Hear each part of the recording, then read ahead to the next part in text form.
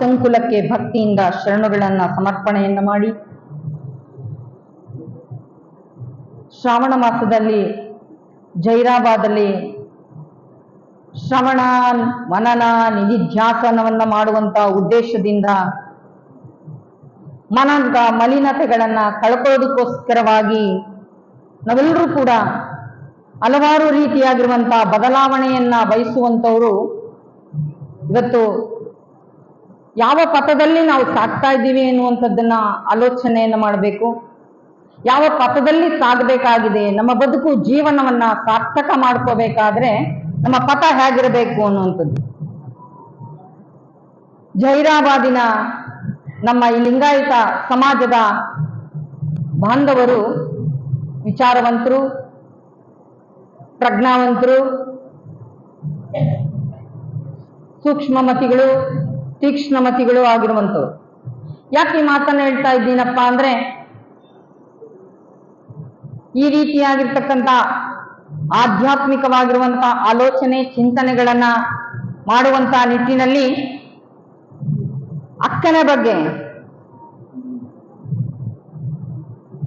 ಅಕ್ಕ ಮಹಾದೇವಿಯ ಪಥ ಆದಿ ಹೇಗಿತ್ತು ಅನ್ನುವಂಥದ್ದು 12ನೇ ಶತಮಾನದಲ್ಲಿ ಬಸವಾದಿ ಶಿವಶರಣರ ಆ ಬದುಕು, ಬರಹ, ಬೋಧೆ, ಚಿಂತನೆ, ಆಲೋಚನೆ ಎಲ್ಲವನ್ನೂ ಕೂಡ ನಾವು ಅವಲೋಕನ ಮಾಡಿ ನೋಡಿದಾಗ ನಮಗನಿಸ್ತದೆ ಎಂಥ ಸಾರ್ಥಕತೆಯ ಬದುಕನ್ನ ಬದುಕಿದ್ರು ಅವರು. ಆ ರೀತಿಯಾಗಿರ್ತಕ್ಕಂಥ ಬದುಕನ್ನ ಹಲವಾರು ರೀತಿಯಾಗಿರ್ತಕ್ಕಂಥ ಪ್ರಶ್ನೆಗಳನ್ನ ನಮಗೆ ನಾವೇ ಹಾಕೊಳ್ತೀವಿ. 12ನೇ ಶತಮಾನದಲ್ಲಿ ಹಲವಾರು ಜನ ಶರಣ ಶರಣೆಯರು ಬಂದ್ರು, ಅಲ್ಲಿ ಬಂದು ಬದುಕು ಜೀವನವನ್ನ ಸಾರ್ಥಕ ಮಾಡಿಕೊಂಡ್ರು. ಆ ಸಾರ್ಥಕವನ್ನ ಮಾಡಿಕೊಳ್ಳುವಂತ ನಿಟ್ಟಿನಲ್ಲಿ ಎಲ್ಲ ಶರಣರು ಅಲ್ಲಿ ಬಂದು ಪರಿವರ್ತನೆ ಆದ್ರು ಅನ್ನುವಂಥದ್ದು. ನಮ್ಮ ಬದುಕಿನಲ್ಲೂ ಜೀವನದಲ್ಲೂ ಕೂಡ ಪರಿವರ್ತನೆಯನ್ನ ನಾವೆಲ್ಲರೂ ಕೂಡ ಬಯಸ್ತೇವೆ ಅಲ್ವಾ? ಭೌತಿಕವಾಗಿ, ಲೌಕಿಕವಾಗಿ, ಆಬಾಲ ವೃದ್ಧರಾದಿಯಾಗಿಯೂ ಕೂಡ ಬದಲಾವಣೆಯನ್ನ ಬಯಸೋದು ಸಹಜ. ಆದ್ರೆ ಪ್ರಕೃತಿಯನ್ನ, ವಾತಾವರಣ, ನಾವಿರುವಂತ ಸ್ಥಳವನ್ನ ಎಲ್ಲವನ್ನು ಕೂಡ ಬದಲಾಯಿಸ್ಕೋಬೇಕು, ಪರಿವರ್ತನೆ ಮಾಡ್ಕೋಬೇಕು ಅಂತೇಳಿ ಆಲೋಚನೆಯನ್ನು ಮಾಡ್ತೀವಿ.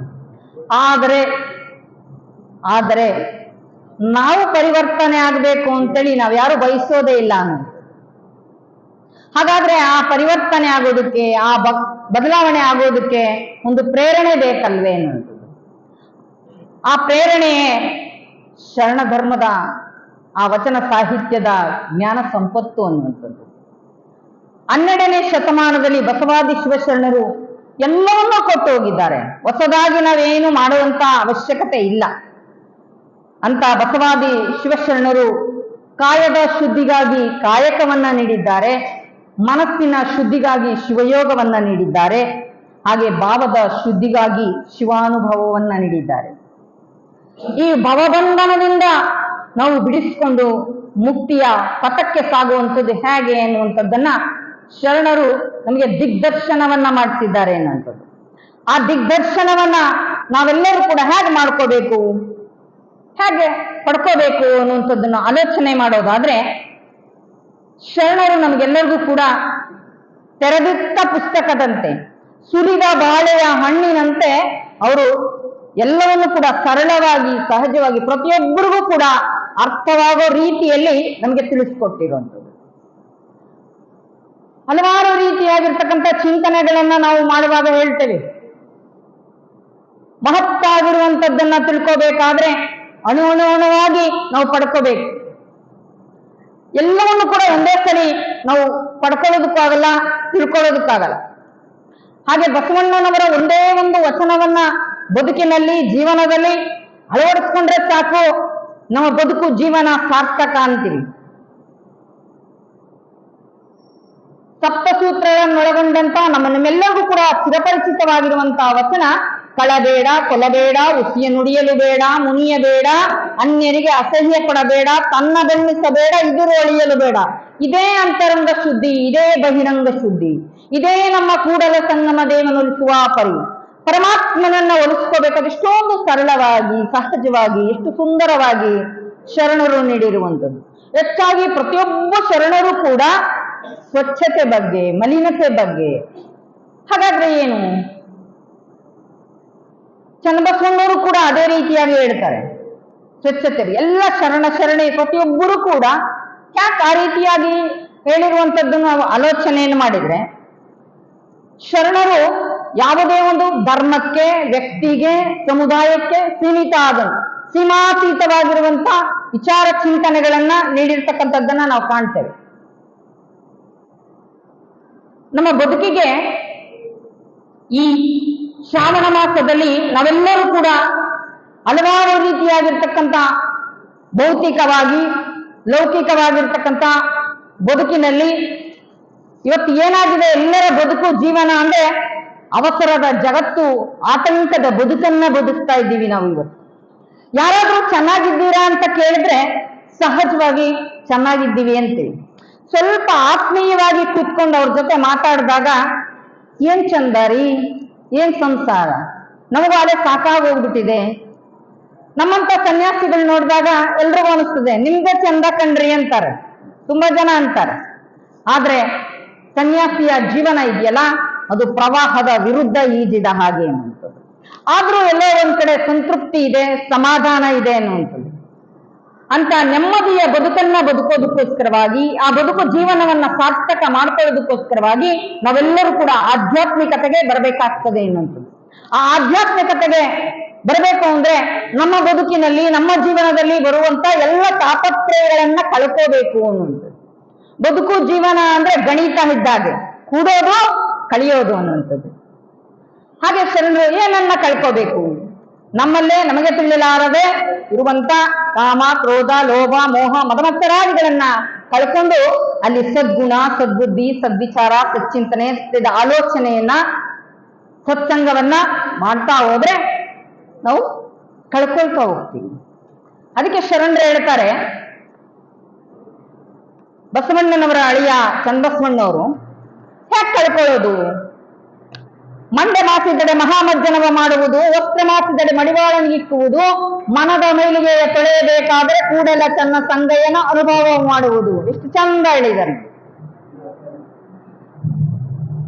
ತಲೆ ಕೊಳೆ ಆದ್ರೆ ಶಾಂಪೂ, ಸಿಗೆಕಾಯಿ ಅಥವಾ ಹಲವಾರು ರೀತಿಯಾಗಿರತಕ್ಕಂತ ಪರಿಕರಗಳನ್ನ ಹಾಕಿ ಸ್ವಚ್ಛ ಮಾಡ್ಕೊಳ್ತೀವಿ. ಬಟ್ಟೆ ಕೊಳೆ ಆದ್ರೆ ಅಥವಾ ನಾವು ಸ್ವಚ್ಛ ಮಾಡ್ಕೊಳ್ತೀವಿ ಅಥವಾ ಇತರ ಕೊಟ್ಟು ಸ್ವಚ್ಛ ಮಾಡಿಸ್ಕೊಳ್ತೀವಿ.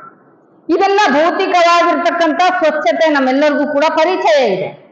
ಆದ್ರೆ ಶರಣರು ಹೇಳ್ತಾರೆ, ಮನದ ಮಲಿನತೆಗಳನ್ನ ಕಳ್ಕೋಬೇಕು, ಮನಸ್ಸಿನ ಕೊಳೆಯನ್ನ ಹ್ಯಾಕ್ ಕಳ್ಕೋಬೇಕು ಅನ್ನುವಂಥದ್ದು ಹೇಳ್ತಾರೆ. ಯಾವುದರ ಮುಖಾಂತರವಾಗಿ? ಸತ್ಸಂಗದ ಮುಖಾಂತರವಾಗಿ. ಮನುಷ್ಯ ಯಾರೂ ಕೂಡ ಹುಟ್ಟುತ್ತಾರೆ ಎಲ್ಲವೂ ಕೂಡ ಪರಿಪೂರ್ಣನಲ್ಲ ಅನ್ನುವಂಥದ್ದು. ಒಂದ್ ಕಡೆ ಹೇಳ್ತಾರೆ, ನಡೆಯುವಂತ ಸಂದರ್ಭದಲ್ಲಿ ಮನುಷ್ಯ ಎಡುವುದು ಸಹಜ, ಆದ್ರೆ ಎಡುತ್ತೀನಿ ಅಂತ ಹೇಳಿ ಹಾಗೆ ಕೂತ್ಕೊಂಡಿರಕ್ಕಾಗ್ತದ? ಇಲ್ಲ, ನಡೆಯುವಂತ ಹಾದಿಯಲ್ಲಿ ಎಚ್ಚರಿಕೆಯಿಂದ ನಡೀಬೇಕು ಅನ್ನುವಂಥದ್ದು. ಅದಕ್ಕೆ ಶರಣರು ಯಾವ ರೀತಿಯಾಗಿ ಎಚ್ಚರಿಕೆಯಿಂದ ಇರಬೇಕು, ಎಷ್ಟು ಪ್ರಾಮಾಣಿಕತೆಯಿಂದ ಇರಬೇಕು, ಎಷ್ಟು ನಿಷ್ಠೆಯಿಂದ ಇರಬೇಕು ಅನ್ನುವಂಥದ್ದಕ್ಕೆ ಅದಕ್ಕೆಲ್ಲವೂ ಕೂಡ ಭಕ್ತಿಯ ಲೇಪನವನ್ನ ಮಾಡಿದ್ರು ಶರಣರು ಅನ್ನುವಂಥದ್ದು. ಅದಕ್ಕೆ ಕೇಳುವ ಸಂದರ್ಭದಲ್ಲಿಯೂ ಕೂಡ ನಾವು ಶ್ರದ್ಧೆಯಿಂದ ಕೇಳಬೇಕು. ಹಾಗಾದ್ರೆ ಹ್ಯಾಕ್ ಕೇಳಬೇಕು? ಕಣ್ಣುಗಳನ್ನ, ಕಿವಿಗಳನ್ನ, ಮನಸ್ಸನ್ನ, ಹೃದಯವನ್ನ, ಶಿರವನ್ನ ತೆರೆದು ಕೇಳಿಸ್ಕೋಬೇಕು. ಒಂದೊಂದ್ಸಲ ಭೌತಿಕವಾಗಿ ಹೊರಗಿನ ಎಲ್ಲ ಇದನ್ನು ಮುಚ್ಚಿದ್ರು ಕೂಡ ಎಲ್ಲೋ ಒಂದ್ ಕಡೆ ಸ್ವಲ್ಪ ತೆರಿಬೇಕು ಅನ್ಸುತ್ತೆ. ಯಾಕೆ? ಒಳ್ಳೆ ಗಾಳಿ ಬರಲಿ ಅನ್ನುವಂಥ ಉದ್ದೇಶದಿಂದ ಇರಬಹುದು, ಹಲವಾರು ರೀತಿ ಕಾರಣಗಳಿಂದ. ಆದ್ರೆ ಮನಸ್ಸನ್ನ, ಹೃದಯವನ್ನ ತೆರೆದುಕೊಳ್ಳಲಾರದೆ, ಏಕಾಗ್ರತೆಯಿಂದ ನಾವು ಆಲಿಸಲಾರದೆ, ಎಷ್ಟೊತ್ತು ಹೇಳಿದ್ರು, ಎಷ್ಟೊತ್ತು ಏನು ಕೇಳಿದ್ರು ಕೂಡ ಒಂದ್ ಕಡೆ ಹೇಳ್ತಾರೆ ನೋಡಿ, ಹೇಗೆ ಕೇಳಬೇಕು? ಕೇಳಿದ್ದನ್ನ ಮೂರು ರೀತಿಯಾಗಿರುವಂತ ಜನರು ಅದನ್ನ ಆಸ್ವಾದನೆ ಮಾಡ್ಕೊಳ್ತಾರೆ. ಒಂದು ರೀತಿಯ ಜನ ಏನ್ ಮಾಡ್ತಾರೆ ಅಂದ್ರೆ ಕೇಳಿದ್ದನ್ನ ಮನಸ್ಸಲ್ಲೇ ಇಟ್ಕೊಳ್ತಾರೆ. ಇನ್ನೂ ಕೆಲವರು ಕೇಳಿದ್ದನ್ನ ಮನನ ಮಾಡ್ಕೊಳ್ತಾರೆ. ಇನ್ನು ಕೆಲವರು ಈ ಕಿವಿಯಲ್ಲಿ ಕೇಳಿ ಈ ಕಿವಿಯಲ್ಲೇ ಬಿಡುವಂಥದ್ದನ್ನು ಕೂಡ ನಾವು ನೋಡಿದ್ದೀವಿ. ಆದ್ರೆ ಹೇಗೆ ಕೇಳಬೇಕು, ಕೇಳಿದ್ದನ್ನ ಮನನ ಮಾಡ್ಕೋಬೇಕು. ಅದಕ್ಕೆ ಆತ್ಮನಿರೀಕ್ಷಣೆ ಅಂತ ಹೇಳ್ತಾರೆ ಶರಣರು. ಆತ್ಮನಿರೀಕ್ಷಣೆಯನ್ನ ಮಾಡ್ಕೋಬೇಕು. ತದನಂತರ ಸಮಯ ಸಂದರ್ಭೋಚಿತವಾಗಿ ಬಂದಾಗ ಅದನ್ನ ಪ್ರಕಟ ಮಾಡಬೇಕು, ವ್ಯಕ್ತಪಡಿಸ್ಬೇಕು ಅನ್ನುವಂಥದ್ದು. ಹಾಗೆ ವ್ಯಕ್ತಪಡಿಸೋದಕ್ಕೆ ಬಹಳ ಒಳ್ಳೆ ಸುದಿನ. ನಾವೆಲ್ಲರೂ ಕೂಡ ಹಲವಾರು ರೀತಿಯಾಗಿರುವಂತಹ ಬದುಕಿನಲ್ಲಿ ಒತ್ತಡಗಳಿಗೆ ಒಳಗಾಗಿ ಅವಸರದ ಜಗತ್ತು, ಆತಂಕದ ಬದುಕನ್ನ ಬದುಕ್ತಾ ಇದ್ದೀವಲ್ವಾ? ಹೇಗೆ ಬದುಕನ್ನ ನಡೆಸ್ತಾ ಇದ್ದೀವಿ ಅಂದ್ರೆ ಎಲ್ಲ ತಾಪತ್ರಯಗಳು. ಏನ್ ತಾಪತ್ರಯಗಳು ನಮ್ಮ ಬದುಕಿನಲ್ಲಿ? ಹೇಗಿದ್ದೀರಾ?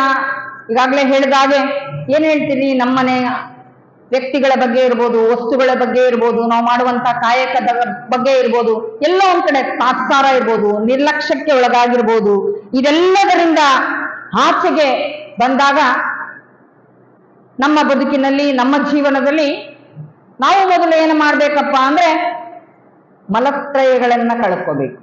ಶರಣರು ಹೇಳೋ ಹಾಗೆ ಅಣುವಾಮಲ, ಮಾಯಾಮಲ, ಕಾರ್ಮಿಕ ಮಲತ್ರಯಗಳನ್ನ ನಾವು ಕಳ್ಕೊಂಡು ಹಾಗೆ ಸ್ವಚ್ಛಗೊಳಿಸ್ಕೋಬೇಕು. ಹಾಗೆ ಭೌತಿಕವಾಗಿರ್ತಕ್ಕಂಥ ಶರಣರು ಹೇಳುವ ಹಾಗೆ ನಾವೆಲ್ಲರೂ ಕೂಡ ವಿಷಯಾಸಕ್ತಿಗೆ ಒಳಗಾದಂಥ ಸಂದರ್ಭದಲ್ಲಿ ಅದರಿಂದ ಆಚೆಗೆ ಬರುವಂತ ಪ್ರಯತ್ನವನ್ನ ಮಾಡಬೇಕು.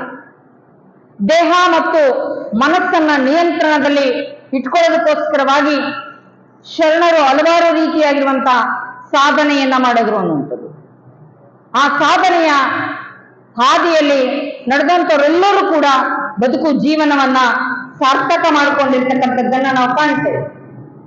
ಹಾಗೆ 12ನೇ ಶತಮಾನದಲ್ಲಿ ಬಸವಾದಿ ಶಿವಶರಣರು ನೀಡಿರುವಂತ ಹಲವಾರು ರೀತಿಯಾಗಿರ್ತಕ್ಕಂಥ ವಚನ ಸಾಹಿತ್ಯವನ್ನ ಒಂದಲ್ಲ ಒಂದು ರೀತಿಯಿಂದ ನೀಡಿರ್ತಕ್ಕಂಥದ್ದನ್ನ ನಾವು ನೋಡ್ತೇವೆ. ಆ ನಿಟ್ಟಿನಲ್ಲಿ ವೈರಾಗ್ಯದ ತವನಿಧಿಯೇ ಎನಿಸಿಕೊಂಡಿರುವಂತ ಅಕ್ಕನ ಬದುಕೇ ಒಂದು ವಿಶೇಷ, ಜೀವನವೇ ಒಂದು ವಿಶೇಷವಾಗಿರ್ತಕ್ಕಂಥದ್ದು.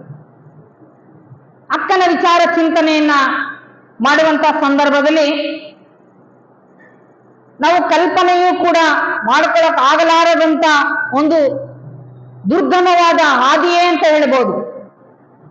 ಅಕ್ಕ ಹುಟ್ಟಿದ್ದು ಉಡುತಡಿಯಲ್ಲೇ ಆಗಿದ್ರೂ ಕೂಡ ಅಕ್ಕನ ಬದುಕಿನಲ್ಲಿ ಹಲವಾರು ರೀತಿಯಾಗಿರುವಂತಹ ಘಟನೆಗಳು ಸಂಭವಿಸುವಂಥದ್ದನ್ನ ನಾವು ಕಾಣ್ತೇವೆ. ಅಕ್ಕ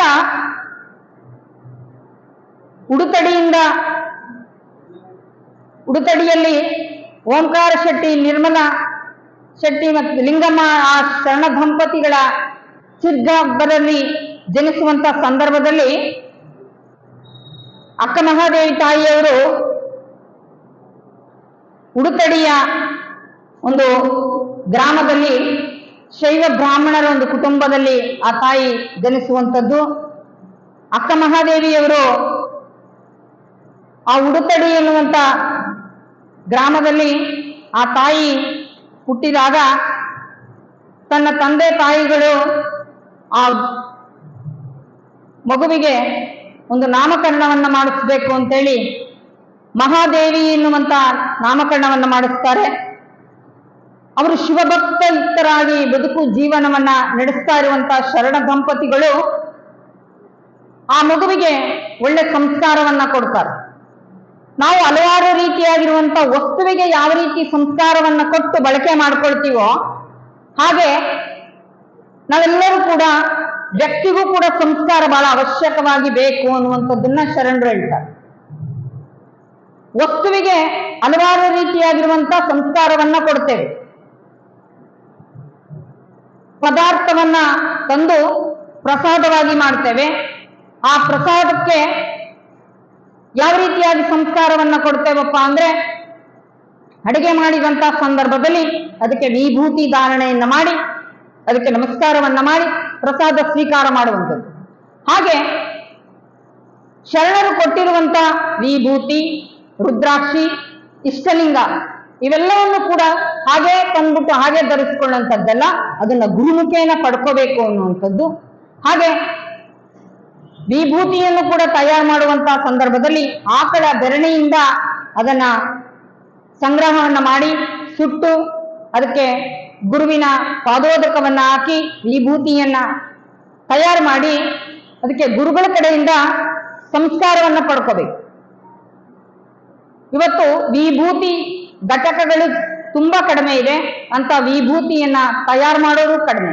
ಯಾಕಪ್ಪ ಅಂದ್ರೆ 300ರಿಂದ 400 ಬೆರಣಿಗಳನ್ನ ತಗೊಂಡು ವಿಭೂತಿ ಮಾಡಿದ್ರೆ 3ರಿಂದ 4 ವಿಭೂತಿಗಳನ್ನ ಮಾಡಬಹುದಷ್ಟೇ. ಅಂತ ವಿಭೂತಿಯನ್ನ ತೆಗೆದುಕೊಂಡು ಬಂದು ಗುರುವಿನ ಕಡೆಯಿಂದ ಶುದ್ಧೀಕರಣ ಮಾಡಿಸ್ಕೋಬೇಕು.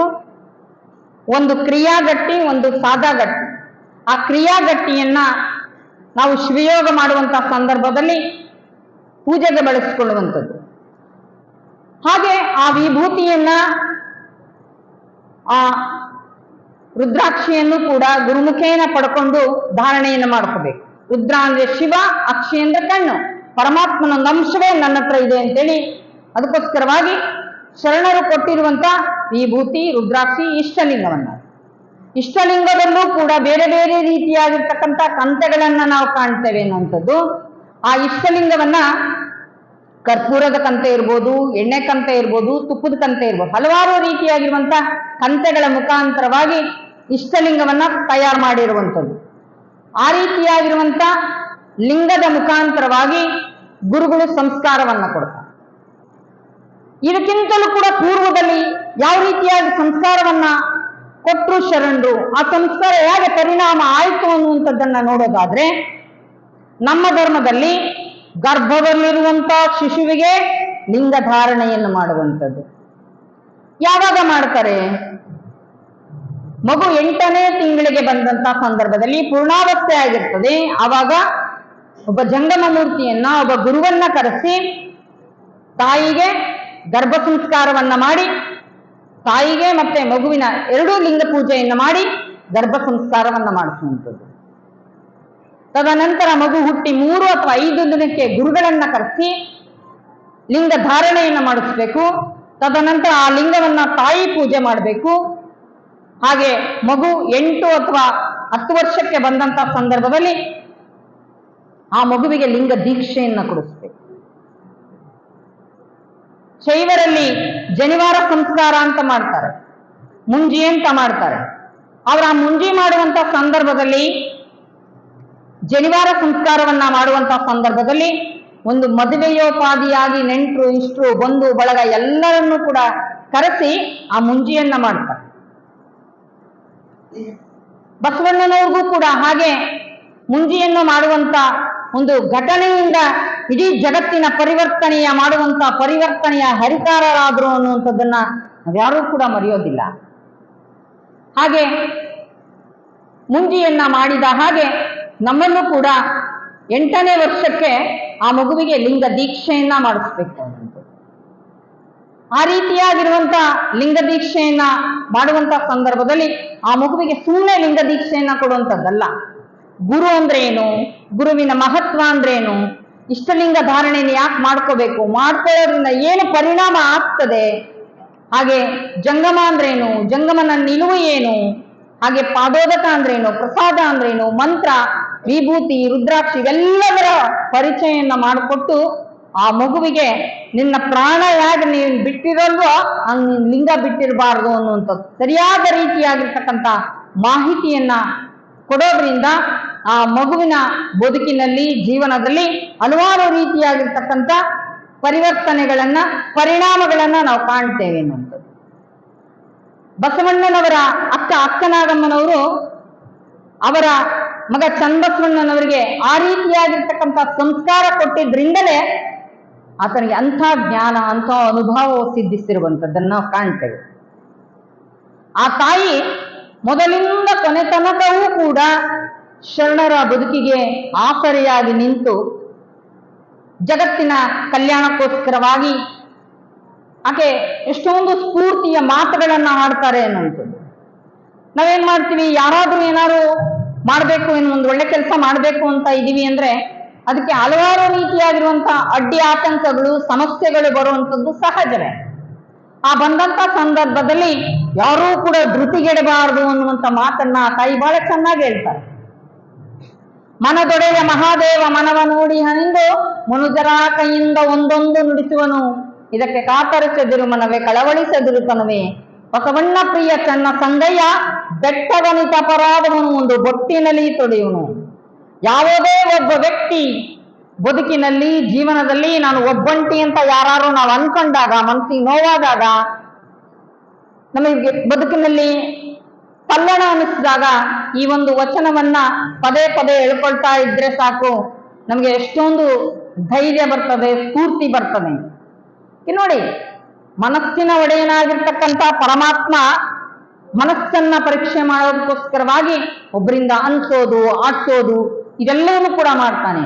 ಆದರೆ ಒಂದ್ ಕಡೆ ಹೇಳ್ತಾರೆ ನೋಡಿ, ಭಗವಂತ ತನುವನ್ನಲ್ಲಾಡಿಸಿ ನೋಡುವೆ ನೀನು, ಮನವನ್ನಲ್ಲಾಡಿಸಿ ನೋಡುವೆ ನೀನು, ಧನವನ್ನಲ್ಲಾಡಿಸಿ ನೋಡಿ, ಭಕ್ತಿ ಕಂಪಿತ ನಮ್ಮ ಕೂಡಲ ಸಂಗಮ ದೇವ. ಭಗವಂತ ನೀನು ಏನು ಪರೀಕ್ಷೆಯನ್ನಾದ್ರೂ ಮಾಡು, ಆದ್ರೆ ಯಾವುದಕ್ಕೂ ನಾನು ವಿಚಲಿತನಾಗೋದಿಲ್ಲ ಅನ್ನುವಂಥ ಎಂಥ ದೃಢ ಸಂಕಲ್ಪ, ಎಂಥ ಗಟ್ಟಿತನ ಅನ್ನುವಂಥದ್ದು ಶರಣರೋದು ಅನ್ನುವಂಥದ್ದು.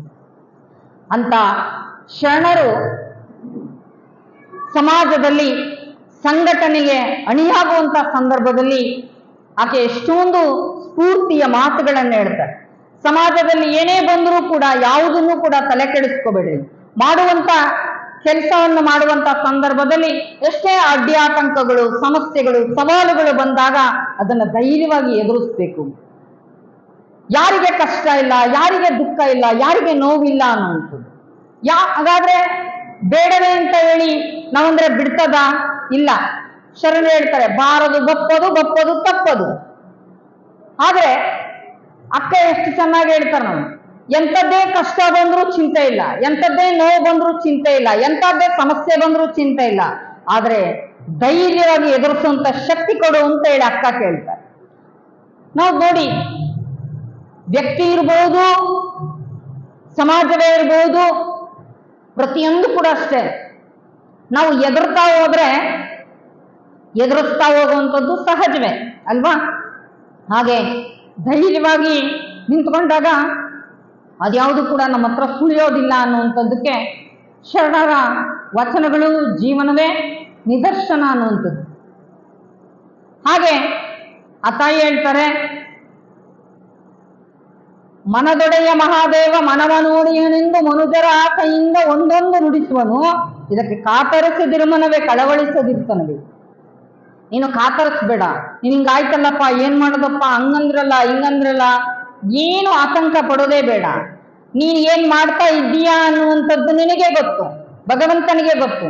ನೀನು ಮಾಡುವಂತ ಕೆಲಸವನ್ನ ಕಾಯ ವಾಚ ಮನಸ್ಸ ನೀನು ಮಾಡ್ತಾ ಹೋಗು, ನಿನ್ ಜೊತೆ ಆ ಭಗವಂತ ಇದ್ದಾನೆ. ಬೆಟ್ಟದಂತ ಕಷ್ಟ ಬಂದ್ರೂ ಕೂಡ ಮಂಜಿನಂತೆ ಕರಗಿ ಹೋಗ್ತದೆ ಅಂತ ಹೇಳ್ತಾರ ತಾಯಿ. ಅಂತ ಕಷ್ಟ, ದುಃಖ, ನೋವು, ಸಮಸ್ಯೆಗಳ ಸರಮಾಲೆಗಳನ್ನೇ ಅವರು ಹಾಕಿಕೊಂಡು ಬದುಕು ಜೀವನವನ್ನ ನಡೆಸ್ತಕ್ಕಂಥದ್ದನ್ನ ನಾವು ಕಾಣ್ತೇವೆ. ಹಾಗೆ ಅಕ್ಕನ ಬದುಕಿನಲ್ಲೂ ಕೂಡ ಹಲವಾರು ರೀತಿಯಾಗಿರ್ತಕ್ಕಂಥ ಸಮಸ್ಯೆಗಳು, ಸವಾಲುಗಳು ಬರುವಂಥದ್ದನ್ನ ನಾವೆಲ್ಲ ಕಾಣ್ತೇವೆ. ಆದ್ರೆ ಅಕ್ಕನ ಆಲೋಚನೆ, ಚಿಂತನೆಯೇ ಬೇರೆ. ಆಕೆಯ ವರ್ತನೆ, ಸ್ವಭಾವವನ್ನ ನೋಡಿ ಆ ಮಗಳನ್ನ, ಆ ಸ್ವಭಾವವನ್ನ ನೋಡಿ ತಂದೆ ತಾಯಿಗಳಿಗೆ ಒಂದ್ ಕಡೆ ಆಶ್ಚರ್ಯ ಆಗ್ತದೆ, ಒಂದ್ ಕಡೆ ಸಂತೋಷ ಆಗ್ತದೆ. ಆಕೆ ಕೇಳುವಂತಹ ಪ್ರಶ್ನೆಗಳಿಗೆ ಎಲ್ಲೋ ಒಂದ್ ಕಡೆ ಉತ್ತರವನ್ನ ಯಾವ ರೀತಿಯಾಗಿ ಹೇಳಬೇಕು ಅಂತ ಅಂದಾಗ ಒಂದ್ ಕಡೆ ಅವರಿಗೆ ಗುರುಗಳ ಮಾರ್ಗದರ್ಶನ ಆಗ್ತದೆ. ಅವರಿಗೆ ತಿಳಿಲಾರದ್ದನ್ನ, ಅವರಿಗೆ ಗೊತ್ತಿಲ್ಲ ಇರಲಾರದ್ದನ್ನ ಗುರುಮುಖೇನ ಅದನ್ನ ಪರಿಚಯ ಮಾಡಿಸ್ತಾರೆ. ಆಗ ಗುರುಗಳಿಗೆ ಅವರು ಅಕ್ಕ ಮಾಡುವಂತ ಭಕ್ತಿಯನ್ನ ನೋಡಿ ಅವ್ರು ಹೇಳ್ತಾರೆ, ನೀನು ಮಾಡುವಂತ ಭಕ್ತಿಗಿಂತಲೂ ಕೂಡ ವೈಚಾರಿಕವಾಗಿ ವೈಜ್ಞಾನಿಕವಾಗಿರುವಂತ ಭಕ್ತಿಯನ್ನ ಮಾಡಿದ್ರೆ ನೀನು ಪರಮಾತ್ಮನನ್ನ ದಿಗ್ದರ್ಶನವನ್ನ ಮಾಡಬಹುದು ಅನ್ನುವಂಥದ್ದು. ಆಕೆಗೆ ಆಧ್ಯಾತ್ಮಿಕವಾಗಿರ್ತಕ್ಕಂಥ ಹಸಿವು ಹಂಬಲ ಹೆಚ್ಚಾಗಿರೋದ್ರಿಂದ ಆಕೆ ಪ್ರಾರಂಭಿಕ ಹಂತದಲ್ಲಿ ಎಂಥ ಭಕ್ತಿಯನ್ನ ಮಾಡ್ತಾರೆ ಅಂತ ಅಂದ್ರೆ, ನನ್ನ ಜೊತೆ ಸದಾ ಇರಬೇಕು, ಹೇಗಿರ್ಬೇಕು, ನನ್ನ ಉಸಿರು ನನ್ನ ಪ್ರಾಣ ಹೇಗಿರ್ತದೋ ಹಾಗೆ ನನ್ನೊಟ್ಟಿಗೆ ನನ್ನ ಭಗವಂತ ಇರಬೇಕು ಅನ್ನುವಂತ ಆಲೋಚನೆ ಚಿಂತನೆಯನ್ನ ಮಾಡ್ತಾರೆ ಅಕ್ಕ. ಆ ರೀತಿಯಾಗಿ ಇರ್ತಕ್ಕಂಥ ಭಕ್ತಿಯನ್ನ ಮಾಡ್ತಾರೆ. ಇವತ್ತು ನಾವು ಏನಾಗಿದೆ ಅಂದ್ರೆ ಭಗವಂತನ ಜೊತೆ ಮಾತಾಡ್ತಾ ಇದ್ದೀವ? ಇಲ್ಲ. ಪೂಜೆ ಮಾಡ್ತಾ ಇದ್ದೀವಿ, ಆದ್ರೆ ಪೂಜೆಯನ್ನ ಮಾಡಿ ಪೂಜೆಯನ್ನ ನೋಡ್ತಾ ಇದ್ದೀವ? ಇಲ್ಲ.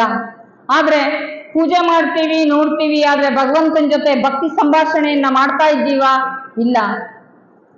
ಎಷ್ಟೋ ಜನ ಭಗವಂತನನ್ನ ನೋಡಿದ್ದೀರಾ ಅಂತ ಕೇಳಿದ್ರೆ ಅಯ್ಯೋ ದೇವ್ರನ್ನ ಯಾರು ನೋಡಿದಾರ್ರಿ ಅಂತಾರೆ. ಹಾಗಾದ್ರೆ ಭಗವಂತನ ದರ್ಶನ ಅನ್ನುವಂಥದ್ದು ಹೇಗಿರ್ತದೆ, ಅಕ್ಕ ಕಂಡಂತ ಭಗವಂತನ ದರ್ಶನ ಹೇಗಿತ್ತು ಅನ್ನುವಂಥದ್ದು ತುಂಬಾ ಭಿನ್ನವಾಗಿದೆ. ನಾವು ಕಾಣುವಂತ ಭಗವಂತನ ದರ್ಶನಕ್ಕೂ ಅಕ್ಕ ಕಾಣುವಂತ ಭಗವಂತನ ದರ್ಶನಕ್ಕೂ ತುಂಬಾ ವ್ಯತ್ಯಾಸಗಳನ್ನ ನಾವು ನೋಡ್ತೇವೆ. ಆದ್ರೆ ಅಕ್ಕ ಪ್ರಾರಂಭಿಕ ಹಂತದಲ್ಲಿ ಚನ್ನಮಲ್ಲಿಕಾರ್ಜುನನ್ನೇ ಆ ಪರಮಾತ್ಮನನ್ನೇ ಗುರಿಯಾಗಿಸಿಕೊಂಡು ನಾನು ನೋಡ್ಬೇಕು, ನಾನು ಮಾತಾಡ್ಬೇಕು ಅನ್ನುವಂತ ನಿಟ್ಟಿನಲ್ಲಿ ಆಕೆ ಗುರುಗಳನ್ನ ಕೇಳ್ತಾರೆ. ಆಕೆಗೆ ಗುರುಗಳು ಹಲವಾರು ರೀತಿಯಾಗಿರ್ತಕ್ಕಂಥ ಶರಣರ ಪರಿಚಯವನ್ನ ಮಾಡಿಸ್ತಾರೆ. ನೀನು ಪರಮಾತ್ಮನನ್ನ ನೋಡ್ಬೇಕು ಅಂದ್ರೆ, ಆ ಮಲ್ಲಿಕಾರ್ಜುನನನ್ನ ನೀನು ಕಾಣಬೇಕು ಅಂದ್ರೆ ಆ ಹಾದಿಯನ್ನ ನೀನು ಮೊದಲು ಪರಿಚಯವನ್ನ ಮಾಡ್ಕೋಬೇಕು. ನಾವೊಂದು ಊರಿಗೆ ಹೋಗ್ತೀವಿ ಅಂದ್ರೆ ಆ ಊರಿನ ಒಂದು ಫಲಕ ಬಹಳ ಮುಖ್ಯ, ಆ ಊರಿನ ಮಾರ್ಗಸೂಚಿಯು ಬಹಳ ಮುಖ್ಯ. ಹಾಗೆ ಗುರುಗಳ ಮುಖಾಂತರವಾಗಿ ಆ ತಾಯಿ ಆ ಶ್ರೀಶೈಲದ ಹಲವಾರು ರೀತಿಯಾಗಿರ್ತಕ್ಕಂಥ ಪರಿಚಯವನ್ನು ಕೂಡ ಗುರುವಿನ ಮುಖಾಂತರವಾಗಿ ಪಡ್ಕೊಳ್ತಾರೆ. ಹಾಗೆ ಹಲವಾರು ರೀತಿಯಾಗಿರ್ತಕ್ಕಂಥ ಮಾರ್ಗದರ್ಶಕರು ಕೂಡ ಬೇಕಾಗ್ತಾರೆ. ಆಗ ಗುರುಗಳಂತ ಆಕೆ ವಿಚಾರ ಚಿಂತನೆಯನ್ನು ಮಾಡುವಂತಹ ಸಂದರ್ಭದಲ್ಲಿ ಗುರುಗಳು ಹಲವಾರು ಜನ ಶರಣರ ವಚನಗಳನ್ನ ತಾಯಿಗೆ ನೀಡ್ತಾರೆ. ವಚನಗಳನ್ನ ಕೊಟ್ಟು ಗುರುಗಳು ಪ್ರಯಾಣವನ್ನ ಬೆಳೆಸ್ತಾರೆ. ಆ ಪ್ರಯಾಣ ಬೆಳೆಸುವಂತಹ ಸಂದರ್ಭದಲ್ಲಿ ಗುರುಗಳು ಹೇಳ್ತಾರೆ, ನಾನು ಬರುವಷ್ಟರಲ್ಲಿ ಈ ಎಲ್ಲ ಆಧ್ಯಾತ್ಮಿಕವಾಗಿರ್ತಕ್ಕಂಥ ಸಾಹಿತ್ಯದ ಸಾರವನ್ನ ನೀನು ಅಧ್ಯಯನವನ್ನ ಮಾಡಬೇಕು, ನಾನು ಬಂದ ಮೇಲೆ ಅದನ್ನೆಲ್ಲವನ್ನು ಕೂಡ ನೀನು ನನಗೆ ಒಪ್ಪಿಸ್ಬೇಕು ಅಂತೇಳಿ. ಆಕೆ ಎಷ್ಟೊಂದು ಭಕ್ತಿಯನ್ನ ಮಾಡ್ತಾ ಇರ್ತಾರೆ ಅಂತ ಅಂದ್ರೆ ಆ ವಚನಗಳನ್ನ ಅಧ್ಯಯನವನ್ನ ಮಾಡ್ತಾ ಮಾಡ್ತಾ ಆ ಪರಮಾತ್ಮನೊಟ್ಟಿಗೆ ಮಾತಾಡ್ತಾ ಇದ್ದಾರೆ ಅನ್ನುವಷ್ಟು ರೀತಿಯಾಗಿರ್ತಕ್ಕಂಥ ಭಕ್ತಿಯನ್ನ ಮಾಡುವಂಥದ್ದನ್ನ ನಾವು ಕಾಣ್ತೇವೆ. ಆಕೆಗೆ ಹಲವಾರು ರೀತಿಯಾಗಿರ್ತಕ್ಕಂಥ ಸ್ನೇಹಿತರು ಇರ್ತಾರೆ.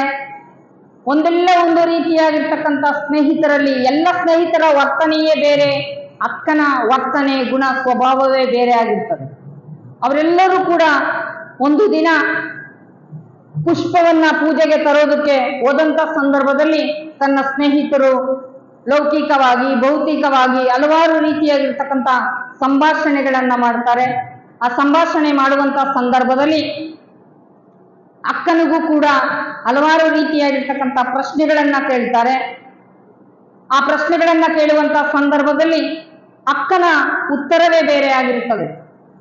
ಎಲ್ಲರೂ ಕೂಡ ಅಕ್ಕನ ವಿಚಾರ ಚಿಂತನೆಗಳನ್ನ ನೋಡಿ ತನ್ನ ಸ್ನೇಹಿತರು ಒಂದಲ್ಲ ಒಂದು ರೀತಿಯಾಗಿರ್ತಕ್ಕಂಥ ವಿಭಿನ್ನವಾಗಿರುವಂಥದ್ದನ್ನ ಕಂಡು ವಿಶೇಷಗಳನ್ನ ಕಂಡು ಅವರು ಕೂಡ ಎಷ್ಟೋ ವಿಚಾರ ಚಿಂತನೆಗಳನ್ನ ಅಕ್ಕನಿಂದ ಪಡ್ಕೊಂಡ್ರು ಅನ್ನುವಂಥದ್ದು. ಒಂದು ದಿನ ಅಕ್ಕನ ಬದುಕಿನಲ್ಲಿ ಹಲವಾರು ರೀತಿಯಾಗಿರ್ತಕ್ಕಂಥ ಘಟನೆಗಳು ಸಂಭವಿಸಿದಂತ ಸಂದರ್ಭದಲ್ಲಿ ಅಕ್ಕ ಮಹಾದೇವಿಯ ಅವರ ಬದುಕು ಜೀವನವನ್ನ ಸ್ವಲ್ಪ ಒಳವಕ್ಕು ನೋಡಿದಾಗ ತನ್ನ ತಂದೆ ತಾಯಿಗಳಾದಂಥವರು ಆ ತಾಯಿಗೆ ಕಲ್ಯಾಣವನ್ನ ಮಾಡಬೇಕು ಅಂತೇಳಿ ವರನನ್ನ ಹುಡುಕಬೇಕು ಅನ್ನುವಂಥ ಆಲೋಚನೆಯನ್ನು ಮಾಡಿ ಆ ಅಕ್ಕ ಮಹಾದೇವಿಯ ತಾಯಿಗೆ ಹಲವಾರು ರೀತಿಯಾಗಿರ್ತಕ್ಕಂಥ ಚಿಂತನೆಗಳನ್ನ ನಡೆಸ್ತಾ ಇರ್ತಾರೆ. ಅಕ್ಕನ ಆ ಲೌಕಿಕವಾಗಿರುವಂತ ಭೌತಿಕವಾಗಿರುವಂತ ಬದುಕಿನ ಯಾವುದೇ ರೀತಿಯಾಗಿರ್ತಕ್ಕಂಥ ವ್ಯಾಮೋಹಗಳು ಅಕ್ಕನಲ್ಲಿ ಇರೋದಿಲ್ಲ ಅನ್ನುವಂಥದ್ದು. ಅಂತ ಲೌಕಿಕವಾಗಿರುವಂತ ಭೌತಿಕವಾಗಿರುವಂತ ಯಾವುದೇ ಆಲೋಚನೆಗಳು ಇರಲಾರದಂತ ಅಕ್ಕನ ಬದುಕಿನಲ್ಲಿ ಒಂದು ಸಲ ಆ ದಾರಿಯಲ್ಲಿ ಹೋಗುವಂತ ಸಂದರ್ಭದಲ್ಲಿ ಆ ಊರಿನ ರಾಜನ ಒಂದು ಪರಿಚಯ ಆಗ್ತದೆ. ಆ ಪರಿಚಯ ಆದಂತ ಸಂದರ್ಭದಲ್ಲಿ ಆಕೆಯನ್ನ ನೋಡಿ ಆಕೆಯನ್ನ ವಿವಾಹ ಆಗ್ಬೇಕು ಅಂತೇಳಿ ವ್ಯಾಮೋಹಿಸಿದ್ದಾಗ ಹಲವಾರು ರೀತಿಯಾಗಿರ್ತಕ್ಕಂಥ ಬದುಕಿನಲ್ಲಿ ಜೀವನದಲ್ಲಿ ತಲ್ಲಣಗಳು ಸೃಷ್ಟಿಯಾಗ್ತದೆ. ಅಂತ ತಲ್ಲಣಗಳು ಸೃಷ್ಟಿಯಾದಂತ ಸಂದರ್ಭದಲ್ಲಿ ಅಕ್ಕ ತನ್ನ ತಂದೆ ತಾಯಿಗಳಿಗೂ ಕೂಡ ನೋವಾಗಬಾರ್ದು, ಅವ್ರಿಗೂ ಕೂಡ ಯಾವುದೇ ರೀತಿಯಾಗಿರ್ತಕ್ಕಂಥ ತೊಂದರೆ ಆಗಬಾರ್ದು, ಆ ರೀತಿಯಾಗಿರುವಂತ ಯುಕ್ತಿಯನ್ನ ಮಾಡುವಂಥದ್ದನ್ನ ನಾವು ಕಾಣ್ತೇವೆ. ಯಾವ ರೀತಿಯಾಗಿ ಯುಕ್ತಿಯನ್ನ ಮಾಡ್ತಾರಪ್ಪ ಅಕ್ಕ ಅಂತ ಅಂದ್ರೆ, ಬದುಕಿನಲ್ಲಿ ಜೀವನದಲ್ಲಿ ನಾನು ವಿವಾಹ ಆಗೋದಾದ್ರೆ, ಕಲ್ಯಾಣವನ್ನ ಆಗೋದಾದ್ರೆ ನನ್ನ ಹಾಕುವಂತ ಷರತ್ತುಗಳನ್ನ ನೀನು ಜಯಿಸೋದಾದ್ರೆ ನಾನು ವಿವಾಹವನ್ನ ಮಾಡ್ಕೊಳ್ತೇನೆ ಅನ್ನುವಂಥದ್ದು. ಆತ ಇದ್ಯಾವುದರೂ ಕೂಡ ಸಂಸ್ಕಾರವೇ ಇಲ್ಲ ಹಾಗೆ ಯಾವುದೋ ಒಂದು ವ್ಯಾಮೋಹಕ್ಕೆ ಒಳಗಡೆ ಆಗಿ ಎಲ್ಲದಕ್ಕೂ ಕೂಡ ಸಮ್ಮತಿಸಿದಾಗ ಅಕ್ಕನ ಬದುಕಿನಲ್ಲಿ ಹಲವಾರು ರೀತಿಯಾಗಿರ್ತಕ್ಕಂಥ ಒಂದೊಂದೇ ಘಟನೆಗಳು. ತಾಯಿ ಹೇಳ್ತಾರೆ, ನಾನು ಯಾವುದೇ ರೀತಿಯಾಗಿರ್ತಕ್ಕಂಥ ಪೂಜೆಯನ್ನ ಮಾಡುವಂತ ಸಂದರ್ಭದಲ್ಲಿ ಇರ್ಬೋದು, ಧ್ಯಾನವನ್ನ ಮಾಡುವಂತ ಸಂದರ್ಭದಲ್ಲಿ ಇರ್ಬೋದು, ಯಾವುದೇ ರೀತಿಯ ಅಡ್ಡಿ ಆತಂಕಗಳನ್ನ ಮಾಡಬಾರ್ದು. ಹಾಗೆ ನಾನು ಮಾಡುವಂತ ದಾಸೋಹದಲ್ಲಿ ಇರ್ಬೋದು, ಸೇವೆಯಲ್ಲಿ ಇರ್ಬೋದು, ಯಾವುದಕ್ಕೆ ನಿರ್ಬಂಧವನ್ನ ಹಾಕಬಾರ್ದು ಅನ್ನುವಂತ ಹಲವಾರು ರೀತಿಯಾಗಿರ್ತಕ್ಕಂಥ ಷರತ್ತುಗಳನ್ನ ಹಾಕಿದಾಗ ಎಲ್ಲ ಷರತ್ತುಗಳನ್ನ ಒಂದೊಂದೇ ಹಂತವಾಗಿ ಆ ತಾಯಿ ಹೇಳಿದ ಹಾಗೆ ಕೌಶಿಕ ಮಹಾರಾಜ ಎಲ್ಲ ಮುರಿತಾ ಹೋಗುವಂಥದ್ದು. ಆಗ ಆ ತಾಯಿ ಅಲ್ಲಿಂದ ಮನೆ ಬಿಟ್ಟು ಹೊರಡುವಂತ ಸಂದರ್ಭದಲ್ಲಿ ತನ್ನ ತಾಯಿ ಉಡು ಅಂತೇಳಿ ವಸ್ತ್ರವನ್ನ ಕೊಡ್ತಾರೆ. ತನ್ನ ತಾಯಿ ತಡಿ ಅಂತಾರೆ. ಉಡು ತಡಿ, ಅದಕ್ಕೆ ಆ ಗ್ರಾಮಕ್ಕೆ ಉಡುತಡಿ ಎನ್ನುವಂತ ಹೆಸರು ಬಂತು ಅನ್ನುವಂಥದ್ದು. ಆ ಶಿವಮೊಗ್ಗ ಜಿಲ್ಲೆ ಶಿಕಾರಿಪುರ ತಾಲೂಕಿನಲ್ಲಿ ಆ ಬಳ್ಳಿಗಾವಿ ಮತ್ತೆ ಉಡುತಡಿ ಎರಡೂ ಅಲ್ಲಲ್ಲೇ ಸಮೀಪ ಇರುವಂಥದ್ದು. ಅಲ್ಲಮ ಪ್ರಭುದೇವರ ಊರು ಬಳ್ಳಿಗಾವಿ, ಅಕ್ಕನ ಊರು ಉಡುತಡಿ. ಮೊದಲು ತಡಗಣಿ ಅಂತ ಇತ್ತು, ಅದು ಈಗ ಉಡುತಡಿಯಾಗಿದೆ ಅನ್ನುವಂಥದ್ದು. ಆ ಉಡುತಡಿ ಎನ್ನುವಂತ ಊರಿಂದ ಅಕ್ಕ ಹೊರಡಬೇಕು. ಮನುಷ್ಯ ಒಂದು ಸತ್ಕಾರ್ಯವನ್ನು ಮಾಡುವಂತ ಸಂದರ್ಭದಲ್ಲಿ ಒಂದು ಘಟನೆಗಳು ಸಂಭವಿಸಿದಂತ ಸಂದರ್ಭದಲ್ಲಿ ಬದುಕಿನಲ್ಲಿ ಸಮಾಜಕ್ಕೇನೋ ಒಳಿತಾಗುವಂಥದ್ದು, ಮುಂದಿನ ಸೂಚನೆಗಳನ್ನ ತೋರಿಸುವಂಥದ್ದೇನೋ ಅನಿಸ್ತದೆ. ಅಕ್ಕ ಅಲ್ಲಿಂದ ಹೊರಡುವಂತ ಸಂದರ್ಭದಲ್ಲಿ ತನ್ನ ಬಂಧು ಬಳಗದವರು ಇರ್ಬೋದು, ತನ್ನ ಸ್ನೇಹಿತರು, ಹಿತೈಷಿಗಳು ಎಲ್ಲರೂ ಕೂಡ ಕೇಳ್ತಾರೆ, ನೀನು ತಾಯಿ ಹೊರಟು ಬಿಟ್ಟಿದ್ದೀಯಾ, ಹೋಗ್ಬೇಡ, ಇರು, ನಮ್ಮಲ್ಲಿರು, ನಮ್ಮೂರಲ್ಲಿರು, ನಮ್ಮನೆಯಲ್ಲಿರು, ನಮ್ಮ ಜೊತೆಗಿರು ಅಂತ ಹೇಳಿ ಅಕ್ಕನಿಗೆ ಹಲವಾರು ಬಗೆಯಿಂದ ಅವರು ಹೇಳ್ತಾರೆ. ಆದ್ರೆ ಅಕ್ಕನ ನಿರ್ಧಾರವೇ ನಿರ್ಧಾರ ಆಗಿತ್ತು. ಅಕ್ಕ ಅಲ್ಲಿ ಹೊರಡುವಂತ ಸಂದರ್ಭದಲ್ಲಿ ಅಲ್ಲಿ ಕೇಳುವಂತ 10 ಪ್ರಶ್ನೆಗಳಿಗೆಲ್ಲವೂ ಕೂಡ ಉತ್ತರವನ್ನ ಕೊಡ್ತಾರೆ. ಹ್ಯಾಕ್ ಕೊಡ್ತಾರೆ? ನೀನು ಮಗಳೇ ಹಗಲೊತ್ತು ಮನೆ ಬಿಟ್ಟು ಹೋಗ್ತಿದೀಯ, ಅಲ್ಲಿ ಹಸಿವಾದ್ರೆ ಏನ್ ಮಾಡ್ತೀಯಾ, ಕತ್ಲಾದ್ರೆ ಏನ್ ಮಾಡ್ತೀಯಾ, ನಿನ್ ಜೊತೆ ಯಾರಿರ್ತಾರೆ, ಎಲ್ಲಿ ಉಳ್ಕೊಳ್ತೀಯ? 10 ಪ್ರಶ್ನೆಗಳನ್ನ ಭೌತಿಕವಾಗಿ ಎಲ್ಲರೂ ಕೂಡ ಕೇಳ್ತಾರೆ. ಸಹಜ, ನಮ್ಮನೆಯಲ್ಲೂ ಕೆಲವೊಂದ್ಸಲ ಏನಾಗ್ತದೆ ಅಂದ್ರೆ ಮಕ್ಕಳು ಕೋಪ ಮಾಡಿಕೊಂಡು ಬೆಳಗಿಂದ ಸಂಜೆ ತನಕ ಅಟ್ಲೀಸ್ಟ್ 1 ಗಂಟೆ ಎಲ್ಲಾದ್ರೂ ನಮ್ಮ ಕಣ್ಮುಂದೆ ಕಾಣಲಿಲ್ಲ ಅಂದ್ರೆ ನಮ್ಗೆ ತಳಮಳ ಆಗ್ತದೆ, ತಲ್ಲಣ ಆಗ್ತದೆ. ಎಲ್ಲೋದ್ರೋ ಏನೋ, ಕೋಪದಲ್ಲಿ ನಾನೇನೋ ಅಂದ್ಬಿಟ್ಟೆ, ಅನ್ಬಾರ್ದಾಗಿತ್ತು, ನಾನೇನೋ ಕೇಳ್ಬಿಟ್ಟೆ, ಕೇಳಬಾರ್ದಾಗಿತ್ತು. ಇನ್ನೂ ಒಂದ್ ಕಡೆ ನಮಗೆ ನಾವೇ ನೂರಾರು ಪ್ರಶ್ನೆಗಳು, ನೂರಾರು ತಾಪತ್ರಯಗಳು ಏನೆಲ್ಲ ಉದ್ಭವ ಆಗುವಂಥದ್ದನ್ನ ನಾವು ಕಾಣ್ತೇವೆ. ಹಾಗೆ ಅಕ್ಕನ ಬದುಕಿನಲ್ಲೂ ಜೀವನದಲ್ಲೂ ಕೂಡ ಆ ರೀತಿಯಾಗಿರ್ತಕ್ಕಂಥ ಪ್ರಶ್ನೆಗಳು ಉದ್ಭವ ಆಗ್ತದೆ. ಕೇಳಿದಂಥವರೆಲ್ಲರಿಗೂ ಕೂಡ ಸಮರ್ಥವಾಗಿ ಸಮಾಧಾನ ಆಗೋ ರೀತಿಯಲ್ಲಿ ಅಕ್ಕ ಉತ್ತರವನ್ನ ಕೊಡ್ತಾರೆ. ಹಸಿವಾದರೆ ಭಿಕ್ಷಾನ್ನಗಳುಂಟು, ತೃಷೆ ಆದರೆ ಕೆರೆ ಹಳ್ಳ ಬಾವಿಗಳುಂಟು, ಶಯನಕ್ಕೆ ಆಳು ದೇವಲಗಳುಂಟು, ಆತ್ಮಸಂಘಾತಕ್ಕೆ ಚನ್ನಮಲ್ಲಿಕಾರ್ಜುನನುಂಟು. ಈ ತತ್ವ ಸಿದ್ಧಾಂತ ಆಧ್ಯಾತ್ಮ ಹೇಳೋದಕ್ಕೆ ಬಹಳ ಚಂದ, ಕೇಳೋದಕ್ಕೆ ಬಹಳ ಇಂಪು. ಆದ್ರೆ ತನ್ನ ಬದುಕಿನಲ್ಲಿ ಜೀವನದಲ್ಲಿ ಅಳವಡಿಸ್ಕೊಳ್ಳೋದಿದೆಯಲ್ಲ, ಅದಕ್ಕೆ ಸಾಧ್ಯವೇ? ಅದರಲ್ಲಿ ಎಂತ ಆನಂದ ಇದೆ, ಎಂತ ಸಂತೋಷ ಇದೆ, ಎಂತ ಸಂತೃಪ್ತಿ ಇದೆ, ಎಂತ ನೆಮ್ಮದಿ ಇದೆ ಅನ್ನುವಂಥದ್ದನ್ನ ಕಂಡವರೇ ಪುನೀತರು, ಕಂಡವರಿಗೆ ಅದು ಅದರ ಸತ್ಯದ ದರ್ಶನ ಆಗಿರುವಂಥದ್ದು. ನಾವೇನಾದ್ರೂ ಯಾರಾದ್ರೂ ಸಮಾಧಾನವನ್ನ ನಮಗೆ ಮಾಡಬೇಕಾದ್ರೆ ನಮ್ಮ ಆತ್ಮೀಯರು, ನಮ್ಮ ಬಂಧು ಬಳಗದವರು ಏನೋ ಕಷ್ಟದಲ್ಲಿದ್ದಾಗ, ನೋವಿನಲ್ಲಿದ್ದಾಗ ಸಾಂತ್ವನ ಹೇಳ್ತಾರೆ, ಧೈರ್ಯ ಹೇಳ್ತಾರೆ. ಆದ್ರೆ ಅವರು ಹೇಳೋ ಧೈರ್ಯಕ್ಕೂ ನಮಗೆ ನಾವೇ ತಂದ್ಕೊಳ್ಳೋ ಧೈರ್ಯಕ್ಕೂ ಎಷ್ಟೊಂದು ವ್ಯತ್ಯಾಸಗಳಿದೆ ನೋಡಿ. ಹಾಗೆ ಅಕ್ಕ ಅವರು ಕೇಳುವಂತ ಪ್ರಶ್ನೆಗೆ ಅವರಿಗೆ ಆತಂಕ, ಅವರಿಗೆ ನೋವು, ಅವರಿಗೆ ದುಃಖ ಬಂಧುಗಳಿಗೆ. ಆದ್ರೆ ಅಕ್ಕ ಆ ದೃಢವಾಗಿರ್ತಕ್ಕಂಥ ನಿರ್ಧಾರವನ್ನ ಹೇಳ್ತಾರೆ. ನನ್ನ ಜೊತೆ ಯಾರು ಇಲ್ಲ ಅಂತ ನೀವ್ಯಾಕೆ ಭಾವಿಸ್ತೀರಾ? ಹಸಿವಾದ್ರೆ ನಾನು ಭಿಕ್ಷಾಟನೆಯನ್ನು ಮಾಡ್ತೀನಿ. ಮನುಷ್ಯ ಕಳ್ಳತನ ಮಾಡಬಾರ್ದು, ಸುಳ್ಳು ಹೇಳ್ಬಾರ್ದು, ಮೋಸ ಮಾಡಬಾರ್ದು.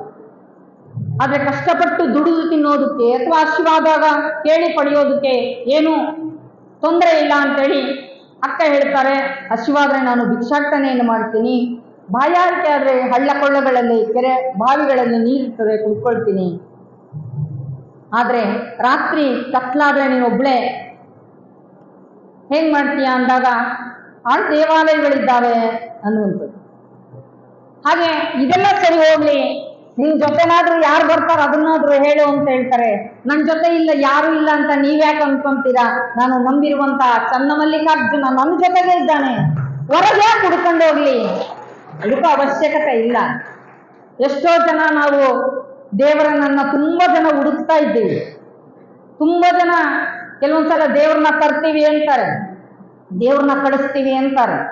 ದೇವರು ಬರೋನು ಅಲ್ಲ, ಹೋಗೋನು ಅಲ್ಲ, ಸದಾ ನನ್ನೊಟ್ಟಿಗೆ ಇರೋನೇ ಭಗವಂತ ಅನ್ನುವಂಥದ್ದು. ಅದ ಸತ್ಯದ ದರ್ಶನವನ್ನ ಶರಣರು ಬಹಳ ಚೆನ್ನಾಗಿ ಪಡ್ಕೊಂಡಿದ್ರು ಅನ್ನುವಂಥದ್ದು.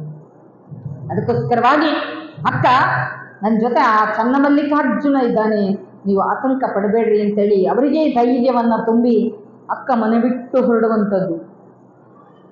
ಆಕೆ ಹೋಗುವಂತ ಹಾದಿಯಲ್ಲಿ ನಾವೇನ್ ಮಾಡ್ತೀವಿ, ಎಲ್ಗಾರು ಹೋದಂತ ಸಂದರ್ಭದಲ್ಲಿ ಅಥವಾ ಗೊತ್ತು ಗುರಿ ಪರಿಚಯ ಇರೋರು ನಮ್ಮನ್ನ ಭೇಟಿಯಾದಾಗ ಮಾತಾಡಿಸ್ತಾರೆ, ಏನಾದ್ರು ನಮಗೆ ಅತಿಥಿ ಸತ್ಕಾರವನ್ನ ಮಾಡ್ತಾರೆ. ಆಗಿನ ಸಂದರ್ಭದಲ್ಲಿ ಅದ್ಯಾವುದೂ ಕೂಡ ಇರಲಿಲ್ಲ. ಅಕ್ಕನ ಆದಿ ಅದು ದುರ್ಗಮ ಆದ ಆದಿ. ಆದರೆ ಆಕೆ ಆಯ್ಕೆ ಮಾಡ್ಕೊಂಡಿದ್ದಲ್ವಾ, ಅದರಲ್ಲಿ ಆಕೆಗೆ ಸಂತೃಪ್ತಿ ಇತ್ತು, ಸಮಾಧಾನ ಇತ್ತು, ಆಕೆಗೆ ಆಧ್ಯಾತ್ಮಿಕವಾಗಿರುವಂತಹ ಹಸಿವು ಇತ್ತು, ಹಂಬಲ ಇತ್ತು. ಎಂತ ಆದ್ರೆ ಚನ್ನಮಲ್ಲಿಕಾರ್ಜುನನನ್ನ ಕಾಣುವಂತ ಹಂಬಲ, ಹಸಿವು ಅನ್ನುವಂಥದ್ದು ಎಷ್ಟು ಬೇಗ ಕರ್ಕೊಂಡು ಹೋಯ್ತು, ಆ ಕಲ್ಯಾಣದ ಮುಟ್ಟಿತು ಅಂತ ಅಂದ್ರೆ ಅಕ್ಕನಿಗೆ ಒಂದೇ ಒಂದು ಕುತೂಹಲ, ನಾನು ಆ ಪರಮಾತ್ಮನನ್ನ ನೋಡ್ಬೇಕು, ಕಾಣಬೇಕು ಅನ್ನುವಂಥದ್ದು, ಆ ತೋರಿಸುವಂತ ಗುರುವನ್ನ ನೋಡ್ಬೇಕು. ಈ ಕಡೆ ಪ್ರಭುದೇವರು ಹೇಳ್ತಾರೆ ನೋಡ್ರಿ, ಸಾರೇ ಚೆಲ್ಲಾದ ಮುಕುತಿ ಸಾರೇ ಚೆಲ್ಲಾದೆ, ಅದು ಗುರು ತೋರಿಸದಲ್ಲದೆ ಕಾಣಿಸದನ್ನ, ಆ ತೋರಿಸುವಂತ ಗುರುವನ್ನ ನೋಡ್ಬೇಕು, ಗುರುವನ್ನ ಕಾಣಬೇಕು ಅಂತೇಳಿ ಅಕ್ಕ ಅಲ್ಲಿಂದ ಹೊರಡುತ್ತಾರೆ. ಹೊರಡುವಂತ ಸಂದರ್ಭದಲ್ಲಿ ಹೇಗೆ ಕೇಳ್ತಾರೆ ಅಂತಂದ್ರೆ ಅಕ್ಕನಿಗೆ ಎಷ್ಟೊಂದು ಹಸಿವು ಹಂಬಲ ಅಂದ್ರೆ ಆಕೆ ಪ್ರತಿಯೊಂದು ವಸ್ತುವಿನಲ್ಲೂ ಕೂಡ ಭಗವಂತನನ್ನ ಕಾಣುವಂಥದ್ದು, ಎಲ್ಲರನ್ನೂ ಕೂಡ ಮಾತಾಡಿಸುವಂಥದ್ದು.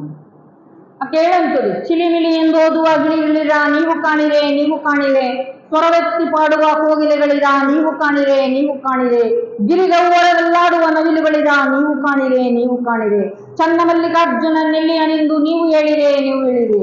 ಆಕೆ ತರುಮರಾಡುಗಳನ್ನ, ಗಿಡಮರಗಳನ್ನ, ತರುಲತೆಗಳನ್ನ ಎಲ್ಲವನ್ನೂ ಕೂಡ ಕೇಳುವಂಥದ್ದು. ನಮಗನಿಸ್ತದೆ ಅಕ್ಕ ಪ್ರಕೃತಿಯ ಜೊತೆ ಎಷ್ಟು ಚೆನ್ನಾಗಿ ಸ್ಪಂದನೆಯನ್ನ ಇಟ್ಕೊಂಡಿದ್ರು, ಪ್ರಕೃತಿಯ ತಾಯಿಗೆ ಎಷ್ಟು ಚೆನ್ನಾಗಿ ಸ್ಪಂದಿಸ್ತಾ ಇತ್ತು ಅನ್ನುವಂಥದ್ದು. ಆದ್ರೆ ಇವತ್ತು ಏನಾಗಿದೆ, ಮನುಷ್ಯ ಸ್ಪಂದನೆ ಇಲ್ಲ, ಸಂಬಂಧಗಳಿಲ್ಲ, ನಾವು ಗೌರವವನ್ನ ಕೊಟ್ಟು ಪಡೆಯುವಂತ ಒಂದು ವ್ಯವಸ್ಥೆ ಇಲ್ಲ. ಇವತ್ತು ಏನಾಗಿದೆ ಅಂದ್ರೆ ಸಂಸ್ಕಾರ, ಸಂಸ್ಕೃತಿ, ಪರಂಪರೆ, ಇತಿಹಾಸ ಎಲ್ಲವೂ ಕೂಡ ನಶಿಸಿ ಹೋಗ್ತಾ ಇದೆ ಅನ್ನುವಂಥದ್ದು. ಹಾಗಾದ್ರೆ ಇದಕ್ಕೆ ಮೂಲ ಕಾರಣ ಏನು ಅನ್ನುವಂಥದ್ದನ್ನ ನಾವು ಹುಡುಕಾಡ್ತಾ ಹೋದ್ರೆ, ತಡ್ಕಾಡ್ತಾ ಹೋದ್ರೆ ನಾವು ಎಲ್ಲೋ ಒಂದ್ ಕಡೆ ಅದು ನಮಗೆ ನಾವೇ ಪ್ರಶ್ನೆಯನ್ನ ಹಾಕೋಬೇಕಾಗ್ತದೆ. ಯಾಕೆ ಇವತ್ತು ನಮ್ಮ ಮಕ್ಕಳಿಗೆ ಆಗಿನ ಸಂಸ್ಕಾರವನ್ನ ಈಗ ಕೊಡಕ್ ಆಗ್ತಾ ಇಲ್ಲ ಅಂತೇಳಿ ನಾವು ನಮಗ್ ಪ್ರಶ್ನೆ ಮಾಡ್ಕೊಂಡ. ಆದ್ರೆ ನಾವು ಚಿಕ್ಕಂದಿನಲ್ಲಿ ಆ ರೀತಿಯಾಗಿರುವಂತಹ ಸಂಸ್ಕಾರವನ್ನ ಕೊಟ್ಟಿರೋದಿಲ್ಲ. ಒಂದ್ ಕಡೆ ಇರ್ತಾರೆ, ಬೆಳೆದು ದೊಡ್ಡವರಾದ ತಕ್ಷಣ ನಮ್ಮ ಮಕ್ಕಳು ನಮ್ಮ ಮಾತನ್ನ ಕೇಳೋದಿಲ್ಲ ಅಂತೀವಿ ಅಲ್ವಾ. ಗಿಡವಾಗಿ ಬಗ್ಗದ್ದು ಮರವಾಗಿ ಬಗ್ಗೀತೆ ಅಂತ. ಮಕ್ಕಳಿಗೆ ಸರಿ ತಪ್ಪುಗಳ ಎರಡರ ಪರಿಚಯವನ್ನು ಕೂಡ ಮಾಡಿಕೊಡ್ಬೇಕು. ಉದಾಹರಣೆಗೆ ಮಣ್ಣು ತಿನ್ನುವಂತ ಮಗುವಿಗೆ ಹಣ್ಣನ್ನ ಕೊಡಬೇಕು. ಅದು ಮಣ್ಣಿನಿಂದ ಏನು ಹಾನಿ, ಮಣ್ಣಿನಿಂದ ಏನು ಉಪಯೋಗ, ಎರಡರ ಪರಿಚಯ ನಾವು ಯಾವಾಗ ಮಾಡಿಕೊಡ್ತೀವೋ ಆವಾಗ ಅಲ್ಲಿ ಬದಲಾವಣೆಯನ್ನ ಕಾಣ್ತೇವೆ. ನಾವಿವತ್ತು ಏನಾಗಿದೆ ಅಂದ್ರೆ ಆ ಎರಡರ ಪರಿಚಯವನ್ನು ಮಾಡಿಕೊಳ್ಳಲಾರದೆ ನಮ್ಮ ಮಕ್ಕಳು ಹಲವಾರು ಪ್ರಶ್ನೆಗಳನ್ನ ಯಾಕೆ ಯಾಕೆ ಯಾಕೆ ತಂದೆ ತಾಯಿಗಳಿಗೆ ಪ್ರಶ್ನೆಯನ್ನು ಮಾಡಿದಾಗ ತಂದೆ ತಾಯಿಗಳ ಜವಾಬ್ದಾರಿ ಬರೀ ಅನ್ನ ಅರಿವೆ ಆಶ್ರಯ ಅಷ್ಟೇ ಕೊಟ್ರೆ ಸಾಲದು. ಮಕ್ಕಳು ಕೇಳುವಂತಹ ಪ್ರಶ್ನೆಗೆ ಸರಿಯಾದ ಉತ್ತರವನ್ನು ಕೂಡ ಹೇಳಬೇಕಾಗ್ತದೆ. ಗೊತ್ತಿಲ್ಲ ಅಂದ್ರೆ ಸಮರ್ಥನೆಯನ್ನಾದರೂ ಮಾಡ್ಕೋಬೇಕಾಗ್ತದೆ ಅನ್ನುವಂಥದ್ದು ಇವತ್ತು ನಾವು ನೀವು ತಿಳ್ಕೊಂಡ ಹಾಗೆ ಇಲ್ಲ ಸಮಾಜ ಅನ್ನುವಂಥದ್ದು. ಅದಕ್ಕೋಸ್ಕರವಾಗಿ ಮಕ್ಕಳ ಪ್ರತಿಯೊಂದು ಬೆಳವಣಿಗೆಯನ್ನ, ಅವರ ವರ್ತನೆ, ಸ್ವಭಾವ, ಗುಣವನ್ನ, ಅವರ ಹಾವಭಾವವನ್ನು ಪ್ರತಿಯೊಂದು ಕೂಡ ತಂದೆ ತಾಯಿಗಳಾದಂಥವ್ರು ಗಮನಿಸಬೇಕಾಗ್ತದೆ ಅನ್ನುವಂಥದ್ದು. ನಾವು ಆಗಾಗ ಹೇಳ್ತೀವಿ, ನಮ್ಮ ಮಕ್ಕಳಿಗೆ ತಂದೆ ತಾಯಿಗಳು ಏನು ಕೊರತೆ ಆಗಬಾರ್ದು ಅಂತ ಹೇಳಿ ಮಕ್ಕಳನ್ನ ಹ್ಯಾಕ್ ಸಾಕ್ತೀವಿ ಅಂತ ಅಂದ್ರೆ ತನಗಾಗಿ ಏನನ್ನೂ ಕೂಡ ಮಾಡ್ಕೊಳ್ಳ, ಎಲ್ಲವನ್ನೂ ಕೂಡ ಮಕ್ಕಳಿಗಾಗಿ ಮಕ್ಕಳಿಗಾಗಿ ಮಕ್ಕಳಿಗಾಗಿ ಅಂತ ಎಲ್ಲ ತಂದೆ ತಾಯಿಗಳು ಮಾಡ್ತೇವೆ. ಸಂತೋಷ, ನಾವೆಲ್ಲ ಮಾಡೋದೆಲ್ಲ ಮಕ್ಕಳಿಗಾಗಿ ಅಂತೀವಿ, ಮಾಡಬೇಕು. ಆದ್ರೆ ನಾನು ಮಾಡುವಂತ ಸಂದರ್ಭದಲ್ಲಿ ನನಗೆ ಬರುವಂತ ಸಮಸ್ಯೆಗಳು, ಸವಾಲುಗಳು, ಅಡ್ಡಿ ಆತಂಕಗಳು, ನನ್ನ ಕಷ್ಟ, ದುಃಖ, ನೋವು, ಸಮಸ್ಯೆ ಎಲ್ಲದರ ಪರಿಚಯವೂ ಕೂಡ ಮಕ್ಕಳಿಗೆ ಆಗಬೇಕು ಅನ್ನೋದು. ನಾವೇನ್ ಮಾಡ್ತೀವಿ, ನಮ್ಮ ಮಕ್ಕಳು ಕೇಳಿದ್ರು ಅಂದ ತಕ್ಷಣ 10 ರೂಪಾಯಿ ತೆಗೆದುಕೊಡ್ತೀವಿ. 10 ರೂಪಾಯಿ ಕೊಡೋಕ್ಕಿಂತ ಮುಂಚೆ ನಾವು 1 ರೂಪಾಯಿ ಮೌಲ್ಯ ಏನು ಅಂತ ಹೇಳಿ ಪರಿಚಯ ಮಾಡಿ ನಾವು 10 ರೂಪಾಯಿ ಕೊಡಬೇಕಾಗ್ತದೆ ನಮ್ಮ ಮಕ್ಕಳಿಗೆ ಏನು. ಇವತ್ತು ನಮ್ಮ ಮಕ್ಕಳು ಏನಾಗಿದೆ ಅಂದ್ರೆ ಎಲ್ಲೋ ಒಂದ್ ಕಡೆ ಯುವ ಸಮುದಾಯ ದಾರಿ ತಪ್ಪುತ್ತಾ ಇದೆ ಅಂತ ಹೇಳಿದ್ರೆ, ಎಲ್ಲೋ ಒಂದ್ ಕಡೆ ಇದ್ರ ಕಾರಣೀಭೂತರು ಯಾರು ಅಂತ ಕೇಳಿದ್ರೆ ನಾವು ಹೊರಗೆ ಯಾರು ತೋರ್ಸೋಕೆ ಆಗಲ್ಲ, ನಾವೇ. ನಾವು ಚಿಕ್ಕನ್ನಲ್ಲಿ ತಿದ್ದಿ ಬುದ್ಧಿ ಇಡಬೇಕಾಗಿತ್ತು, ನಾವು ಸರಿದಾರಿ ತರಬೇಕಾಗಿತ್ತು. ಯಾವಾಗ ನಾವು ಚಿಂತನೆಯನ್ನು ಮಾಡ್ತೀವಿ, ಮಿಂಚಿ ಹೋದ ಕಾಲಕ್ಕೆ ಚಿಂತಿಸಿ ಫಲವಿಲ್ಲ. ಅದಕ್ಕೋಸ್ಕರವಾಗಿ ನಾವು ಈ ರೀತಿಯಾಗಿರ್ತಕ್ಕಂಥ ಸತ್ಕಾರ್ಯದಲ್ಲಿ, ಸಚ್ಚಿಂತನೆಯಲ್ಲಿ ಪ್ರತಿಯೊಬ್ಬ ಮಕ್ಕಳನ್ನು ಕೂಡ ಬರುವಾಗ ಕರೆತರಬೇಕು. ನಾವು ಆಗಾಗ ಹೇಳ್ತೀವಿ, ಮದುವೆ, ಮುಂದಿ, ಸಭೆ, ಸಮಾರಂಭಕ್ಕೆ ನೀವೆಲ್ಲರೂ ಕೂಡ ಹೋಗ್ತೀರಾ.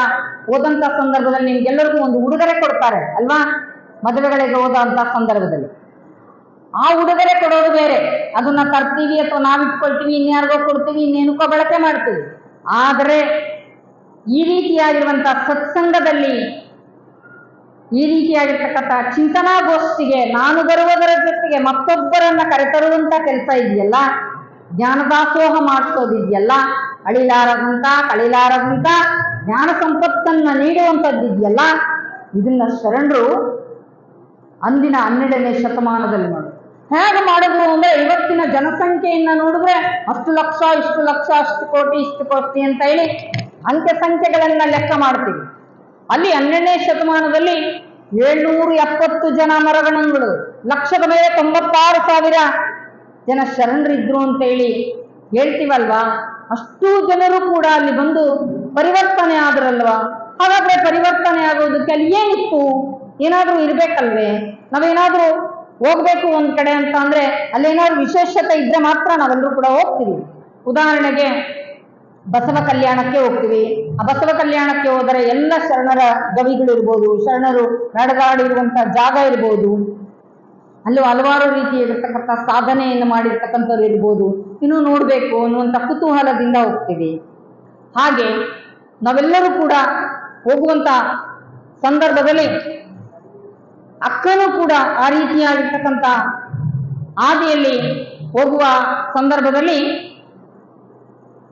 ಅಕ್ಕನಿಗೂ ಕೂಡ ಹಲವಾರು ರೀತಿಯಾಗಿರ್ತಕ್ಕಂಥ ಅಡ್ಡಿ ಆತಂಕ ಸಮಸ್ಯೆಗಳು ಬರುವಂಥದ್ದನ್ನು ನಾವು ಕಾಣ್ತೇವೆ. ಅಕ್ಕ ಹೋಗುವಂತ ಹಾದಿಯಲ್ಲಿ ಹೇಳ್ತಾರೆ, ನಮಗೆ ಬರುವಂತ ಸವಾಲುಗಳನ್ನ ಧೈರ್ಯವಾಗಿ ನಾವು ಎದುರಿಸ್ಬೇಕು.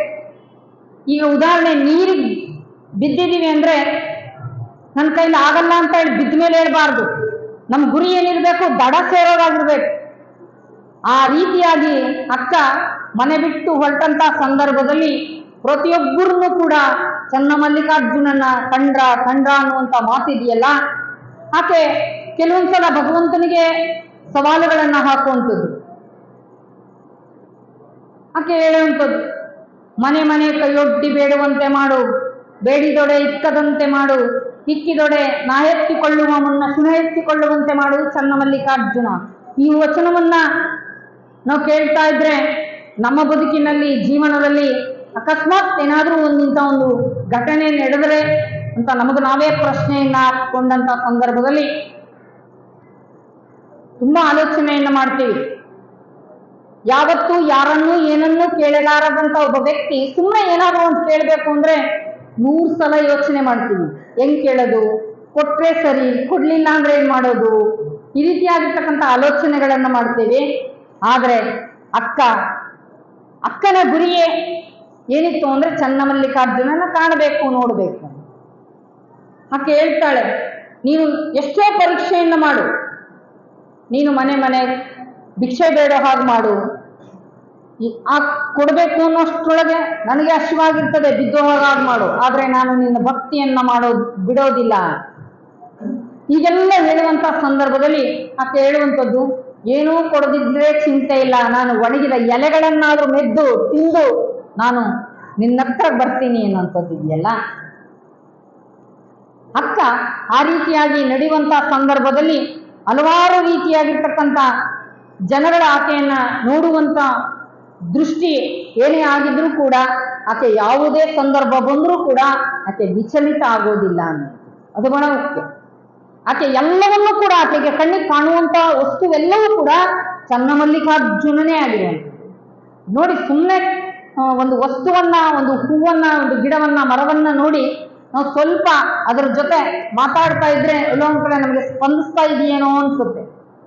ಉದಾಹರಣೆಗೆ ನಾವೊಂದು ಗುಡ್ಡ, ಬೆಟ್ಟದ ಹತ್ರ ಕೂತ್ಕೊಂಡಾಗ ಸುಮ್ಮನೆ ಹಿಂಗೆ ಕೂತ್ಕೊಂಡ್ರೆ ಸಾಕು, ನಮಗೆ ಓಂ ಅನ್ನುವಂಥ ಶಬ್ದ, ಓಂಕಾರ ನಾದ ಬರ್ತದೆ ಅನ್ನುವಂಥದ್ದು. ಪ್ರಕೃತಿ ನಮಗೆ ತುಂಬಾ ಚೆನ್ನಾಗಿ ಸ್ಪಂದಿಸ್ತದೆ. ಆದ್ರೆ ನಾವು ಪ್ರಕೃತಿಯ ಸ್ಪಂದನೆಗೆ ನಾವು ಹತ್ರ ಹೋಗೋದೇ ಇಲ್ಲ ಅನ್ನುವಂಥದ್ದು. ಅದಕ್ಕೆ ಹೇಳಿದ್ದು, ಮನುಷ್ಯ ಇವತ್ತು ಮನುಷ್ಯನ ಜೊತೆ ಮಾತಾಡ್ತಾ ಇಲ್ಲ ಅನ್ನೋದು.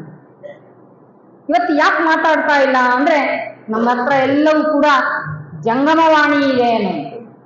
ಆದ್ರೆ ನಮ್ಮ ಮಕ್ಕಳಿಗೆ ಇವತ್ತೆಲ್ಲವನ್ನೂ ಕೂಡ ಅದೆಲ್ಲವನ್ನು ನಾವು ಕೈಗೆ ಕೊಟ್ಟಿದ್ದೀವಿ. ಆದ್ರೆ ಯಾವುದನ್ನ ನೋಡ್ಬೇಕು, ಯಾವುದನ್ನ ಅದರಲ್ಲಿ ತಿಳ್ಕೋಬೇಕು, ಅದನ್ನ ಆಸಕ್ತಿಯನ್ನ ತೋರಿಸ್ತಾ ಇಲ್ಲ. ಅದನ್ನ ಯಾವ ರೀತಿ ಸದ್ಬಳಕೆಯನ್ನ ಮಾಡ್ಕೋಬೇಕು ಅಂತ ಆ ರೀತಿಯಾಗಿ ಮಾಡ್ಕೊಳ್ತಾ ಇಲ್ಲ ಅನ್ನುವಂಥದ್ದು. ಮೊದಲು ಇಲ್ಲಿಂದ ಪ್ರಯಾಣ, ಎಲ್ಲಾರು ಒಂದ್ ಕಡೆ ಪ್ರಯಾಣ ಬೆಳೆಸ್ತಾ ಇದ್ದೀವಿ ಅಂತ ಅಂದ್ರೆ ನಮ್ಮ ಪಕ್ಕ ಯಾರು ಪ್ರಯಾಣಿಕರು ಕೂತ್ಕೊಂಡ್ರೆ ಎಲ್ಲೋ ಒಂದ್ ಕಡೆ ನಾವು ಮಾತಾಡ್ತಾ ನಮ್ಮ ದುಃಖ, ನೋವು, ಸಮಸ್ಯೆ ಎಲ್ಲವನ್ನ ಹಂಚ್ಕೊಳ್ತಾ ಇದ್ವಿ. ಮನಸ್ಸು, ಹೃದಯ ಎರಡು ಹಗರ ಆಗ್ತಾ ಇತ್ತು. ಎಲ್ಲೋ ಒಂದ್ ಕಡೆ ನಮ್ಮ ಆ ನಿಲ್ದಾಣ ಬರೋಷ್ಟೊಳಗೆ ನಾವು ಅವರು ಎಲ್ಲೋ ಒಂದ್ ಕಡೆ ಸಂಬಂಧಿಗಳಾಗಿ ಹೋಗ್ಬಿಡ್ತಾ ಇದ್ವಿ. ಎಲ್ಲೋ ದೂರದ ಸಂಬಂಧ ಇರ್ತಾ ಇತ್ತು ಅನ್ನೋದು. ಆ ಪ್ರಯಾಣದ ಬೇಸರವೆಲ್ಲವೂ ಕೂಡ ಕಳೆದು ಹೋಗ್ತಾ ಇತ್ತು.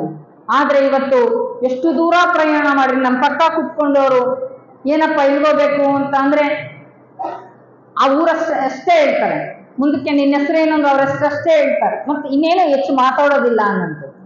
ಅದಕ್ಕೋಸ್ಕರವಾಗಿ ನಾವು ಏನಾಗ್ತದೆ ಅಂದ್ರೆ ಮನಸ್ಸಿನ ಮಾತುಗಳನ್ನ ಜನರೊಟ್ಟಿಗಿಂತಲೂ ಕೂಡ ಭಗವಂತನೊಟ್ಟಿಗೆ ನಾವು ಸಂಭಾಷಣೆ ಮಾಡಿದಾಗ ಮನಸ್ಸು, ಹೃದಯ ಎರಡೂ ಕೂಡ ಹಗರ ಆಗ್ತದೆ. ನಾವು ವಸ್ತುವಿನ ಭಾರವನ್ನ ಇಳಿಸ್ಕೋಬಹುದು, ಆದ್ರೆ ಮನಸ್ಸಿನ ಭಾರ ಇಳಿಸ್ಕೊಳ್ಳೋದಿದೆಯಲ್ಲ, ಅದು ಭಗವಂತನಿಂದ ಮಾತ್ರ ಸಾಧ್ಯ ಅನ್ನುವಂಥದ್ದು. ಆ ಭಗವಂತನಿಂದ ಮಾತ್ರ ಸಾಧ್ಯ. ಆ ಮನಸ್ಸಿನ ಭಾರವನ್ನ ಹೇಗೆ ಇಳಿಸ್ಕೋಬೇಕು ಅನ್ನುವಂಥದ್ದನ್ನು ಕೂಡ ಬಹಳ ಚೆನ್ನಾಗಿ ಹೇಳ್ತಾರೆ ಅನ್ನುವಂಥದ್ದು. ಒಳಗಿರೋ ತುಂಬಿಕೊಂಡಿರ್ತೀವಿ, ಮನೆಗಿರೋ ವಸ್ತುವನ್ನ ತುಂಬಿರೋದನ್ನ ಹೊರಗೆ ಚೆಲ್ಲಬಹುದು, ಆದ್ರೆ ಮನಸ್ಸೊಳಗಿರೋ ತುಂಬಿಕೊಂಡಿರುವಂಥದ್ದನ್ನು ಹೊರಗಾಕೋದಿದೆಯಲ್ಲ, ಅದು ಆತ್ಮ ನಿವೇದನೆಯ ಮುಖಾಂತರವಾಗಿಯೇ ಸಾಧ್ಯ ಅನ್ನುವುದು. ಹಾಗೆ ನಮ್ಮ ಮನೆಗೆ ಕಸ ಗುಡಿಸೋದಕ್ಕೆ ಪರಕೆ ಬಹಳ ಅವಶ್ಯಕವಾಗಿ ಬೇಕು. ಯಾವುದೇ ಪ್ರತಿಯೊಂದು ವಸ್ತುವಿಗೂ ಕೂಡ ಗೌರವವನ್ನ ಕೊಡಬೇಕು. ಅದನ್ನ ಸರಿಯಾದ ರೀತಿ ಬಳಕೆಯನ್ನು ಮಾಡಬೇಕು. ಆದ್ರೆ ಅದರ ಜಾಗದಲ್ಲಿ ಅದನ್ನ ಹೇಗಿಡ್ತೀವೋ ಹಾಗೆ ಅದರ ನಮಗೆ ಪ್ರತಿಯೊಂದು ಕೂಡ ಬಳಕೆ ಮಾಡುವಂತ ವಸ್ತುವನ್ನ, ಯಾವುದೇ ಒಂದು ವಸ್ತು ಆಗಲಿ ಎಲ್ಲವನ್ನು ಕೂಡ ವ್ಯಕ್ತಿಯಿಂದ ಹಿಡಿದು ಪ್ರತಿಯೊಂದು ವಸ್ತುವಿನ ಕೂಡ ಯಾವುದು ಕೂಡ ತಿರಸ್ಕಾರ ಭಾವನೆಯಿಂದ ನೋಡಬಾರದು ಅನ್ನುವಂಥದ್ದು ಶರಣರ ನಿಲುವಾಗಿತ್ತು, ಶರಣರ ಚಿಂತನೆ ಆಗಿತ್ತು. ಹಾಗೆ ಅಕ್ಕ ಆ ಹೋಗುವಂತ ಹಾದಿಯಲ್ಲಿ ಆಕೆ ಹೇಳುವಂಥದ್ದು ಒಂದೇ ವಚನವನ್ನ, ನಾವು ಅಕ್ಕನ ವಚನವನ್ನಿರ್ಬೋದು, ಶರಣರ ಎಲ್ಲರ ವಚನವನ್ನು ಕೂಡ ಎಷ್ಟು ವಿಶೇಷವಾಗಿ ಬರೆದಿದ್ದಾರೆ ಅಂದ್ರೆ ಅದು 12ನೇ ಶತಮಾನಕ್ಕಷ್ಟೇ ಸೀಮಿತ ಅಲ್ಲ, ಈ 21ನೇ ಶತಮಾನಕ್ಕಷ್ಟೇ ಸೀಮಿತವಾಗಿ ಅದು ಯಾವತ್ತಾದ್ರೂ ಕೂಡ ಹೋದ್ರಿ ಅದು ನವನವೀನವಾಗಿರ್ತಕ್ಕಂಥದ್ದು. ಅವತ್ತಿಗೂ ಇವತ್ತಿಗೂ ಎಂದೆಂದೂ ಕೂಡ ನಿತ್ಯ ನೂತನವಾಗಿರುವಂತಹ ವಚನ ಸಾಹಿತ್ಯ. ವಿಶೇಷತೆ ಏನಪ್ಪಾ ಅಂದ್ರೆ ಒಂದೇ ವಚನವನ್ನ 4 ರೀತಿಯಾಗಿರ್ತಕ್ಕಂಥ ಚಿಂತನೆಗಳನ್ನ ಮಾಡಬಹುದು. ಹಾಗೆ ಆ 4 ರೀತಿಯಾಗಿರ್ತಕ್ಕಂಥ ಚಿಂತನೆಗಳನ್ನ ಮಾಡ್ಬೋದಪ್ಪ ಅಂದ್ರೆ ಲೌಕಿಕವಾಗಿ, ಭೌತಿಕವಾಗಿ, ಸಾಮಾಜಿಕವಾಗಿ, ಆಧ್ಯಾತ್ಮಿಕವಾಗಿ, ಹೀಗೆ 4 ರೀತಿಯಾಗಿ ಒಂದೇ ವಚನವನ್ನ ಇಷ್ಟು ಸೊಗಸಾಗಿ ಶರಣರು ಚಿಂತನೆ ಮಾಡ್ತಾರೆ. ಉದಾಹರಣೆಗೆ ಅಕ್ಕನ ಒಂದು ವಚನವನ್ನ ಹೇಳಿ ಮುಗಿಸ್ತೇನೆ.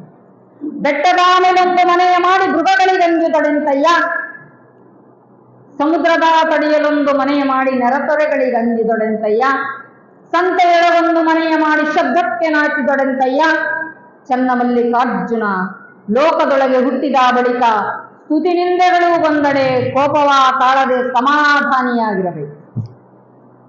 ಹೇಳೋದು ಎಷ್ಟು ಸುಲಭ.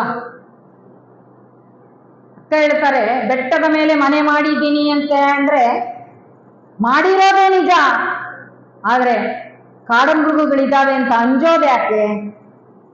ಹಾಗೆ ನಮ್ಮ ಭೌತಿಕವಾಗಿರ್ತಕ್ಕಂಥ ಸಮಾಜ ಎನ್ನುವಂತ ಬೆಟ್ಟದಲ್ಲಿ ನಾವು ಕೂಡ ಸಮಾಜದ ಮಧ್ಯದಲ್ಲಿ ಹಲವಾರು ರೀತಿಯಾಗಿರ್ತಕ್ಕಂಥ ಮನಸ್ಸುಗಳಿದೆ, ವರ್ತನೆ ಸ್ವಭಾವ ಇರುವಂತವರಿದ್ದಾರೆ. ಅದೆಲ್ಲವನ್ನು ಕೂಡ ಧೈರ್ಯವಾಗಿ ಎದುರಿಸಬೇಕು ಅನ್ನುವಂಥದ್ದು ಅಕ್ಕನ ಆಲೋಚನೆ, ಅಕ್ಕನ ಚಿಂತನೆ.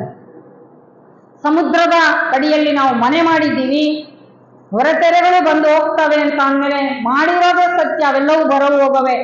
ಹಾಗೆ ನಮ್ಮ ಬದುಕಿನಲ್ಲೂ ಜೀವನದಲ್ಲೂ ಕೂಡ ಕಷ್ಟ, ದುಃಖ, ನೋವು, ಸಮಸ್ಯೆ ಎನ್ನುವಂತ ಅಲೆಗಳು ಬಂದು ಅಪ್ಪಳಿಸ್ತವೆ.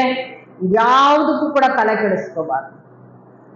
ಈಗ ಹೇಳಿದ್ನಲ್ಲ ಅಕ್ಕನಾಗಮ್ಮನ ವಚನ, ಮನದೊಡೆಯ ಮಹಾದೇವ ಮನವ ನೋಡಿಹನೆಂದು ಮನುಜರ ಕೈಯಿಂದ ಒಂದೊಂದು ಅನ್ನೋರು ಆಟು ಎಲ್ಲ ಇರ್ತಾರೆ. ಇವತ್ತು ನಾವೇನಾಗಿದ್ದೀವಿ ಅಂದ್ರೆ ನಮಗಾಗಿ ನಾವು ಯಾರೋ ಬದುಕ್ತಾ ಇಲ್ಲ, ಅವರೇನಂತಾರೋ ಇವರೇನಂತಾರೋ ಬರೀ ಇತರಗಾಗಿ ಬದುಕುವಂಥದ್ದು. ಅಕ್ಕ ಹೇಗೆ ಬದುಕುದು? ಯಾರೇನಂದ್ರೂ ಚಿಂತೆ ಇಲ್ಲ, ನನ್ನ ಬದುಕು ನನ್ನ ಜೀವನ, ಅದು ನನಗೂ ಭಗವಂತನಿಗೂ ಸಂಬಂಧವೇನ, ಲೌಕಿಕವಾಗಿರುವಂತ ಗೊಡವೆ ನನಗ್ಯಾಕೆ ಬೇಕು ಅಂತೇಳಿ ಅಕ್ಕ ಎಲ್ಲವನ್ನು ಕೂಡ ಮೈನಲ್ಲಿ ಧೂಳು ಬಿದ್ದಾಗ ಏನು ಕೊಡ್ಕೊಂಡು ಹೋಗ್ತಾರ ಕೊಡ್ಕೊಂಡು. ನಮ್ಮ ಬದುಕಿನಲ್ಲೂ ಕೂಡ ಕಷ್ಟ, ದುಃಖ, ನೋವು, ಸಮಸ್ಯೆ ಎಲ್ಲವೂ ಕೂಡ ಬಂದಾಗ ಯಾವತ್ತೂ ಕೂಡ ಧೃತಿಗೆಡಬಾರದು ಅನ್ನುವಂಥದ್ದು ಅಕ್ಕ ಕಲಿಸಿದಂತ ಪಾಠ ಅನ್ನುವಂಥದ್ದು. ಹಾಗೆ ಸಮುದ್ರದ ತಡಿಯಲ್ಲಿ ಮನೆಯ ಮಾಡಿ ನೊರತರಿಗಳಿಗಂದಿದ್ದನಂತಯ್ಯ, ಚನ್ನ ಮಲ್ಲಿಕಾರ್ಜುನ ದೇವ, ಈ ಲೋಕದೊಳಗೆ ನಾನು ಹುಟ್ಟಿದ್ದೀನಿ ಅಂದ್ರೆ ಸ್ತುತಿ ನಿಂದೆಗಳು, ಮಾನ ಅಪಮಾನ ಎಲ್ಲವೂ ಕೂಡ ಬರೋವೆ, ಸಮಾಧಾನಿಯಾಗಿರ್ಬೇಕು ಅಂತಾರೆ. ಅಷ್ಟು ಸುಲಭ ಅಲ್ಲ, ಅದೆಲ್ಲವೂ ಕೂಡ ಸಾಧನೆ ಮುಖಾಂತರವಾಗಿ ಎಲ್ಲವೂ ಕೂಡ ಸಾಧ್ಯವೇ. ಈಗ ನೀರನ್ನ ನುಂಗ್ತೀವಿ, ಪ್ರಸಾದವನ್ನ ನುಂಗ್ತೀವಿ ಅಲ್ವಾ, ಪದಾರ್ಥವನ್ನೆಲ್ಲವನ್ನು ಕೂಡ ನುಂಗ್ತೀವಿ. ಹಾಗೆ ಅಕ್ಕ ನೋವು, ನಿಂದೆ, ಅಪಮಾನ ಎಲ್ಲವನ್ನ ನುಂಗಿದ್ರು.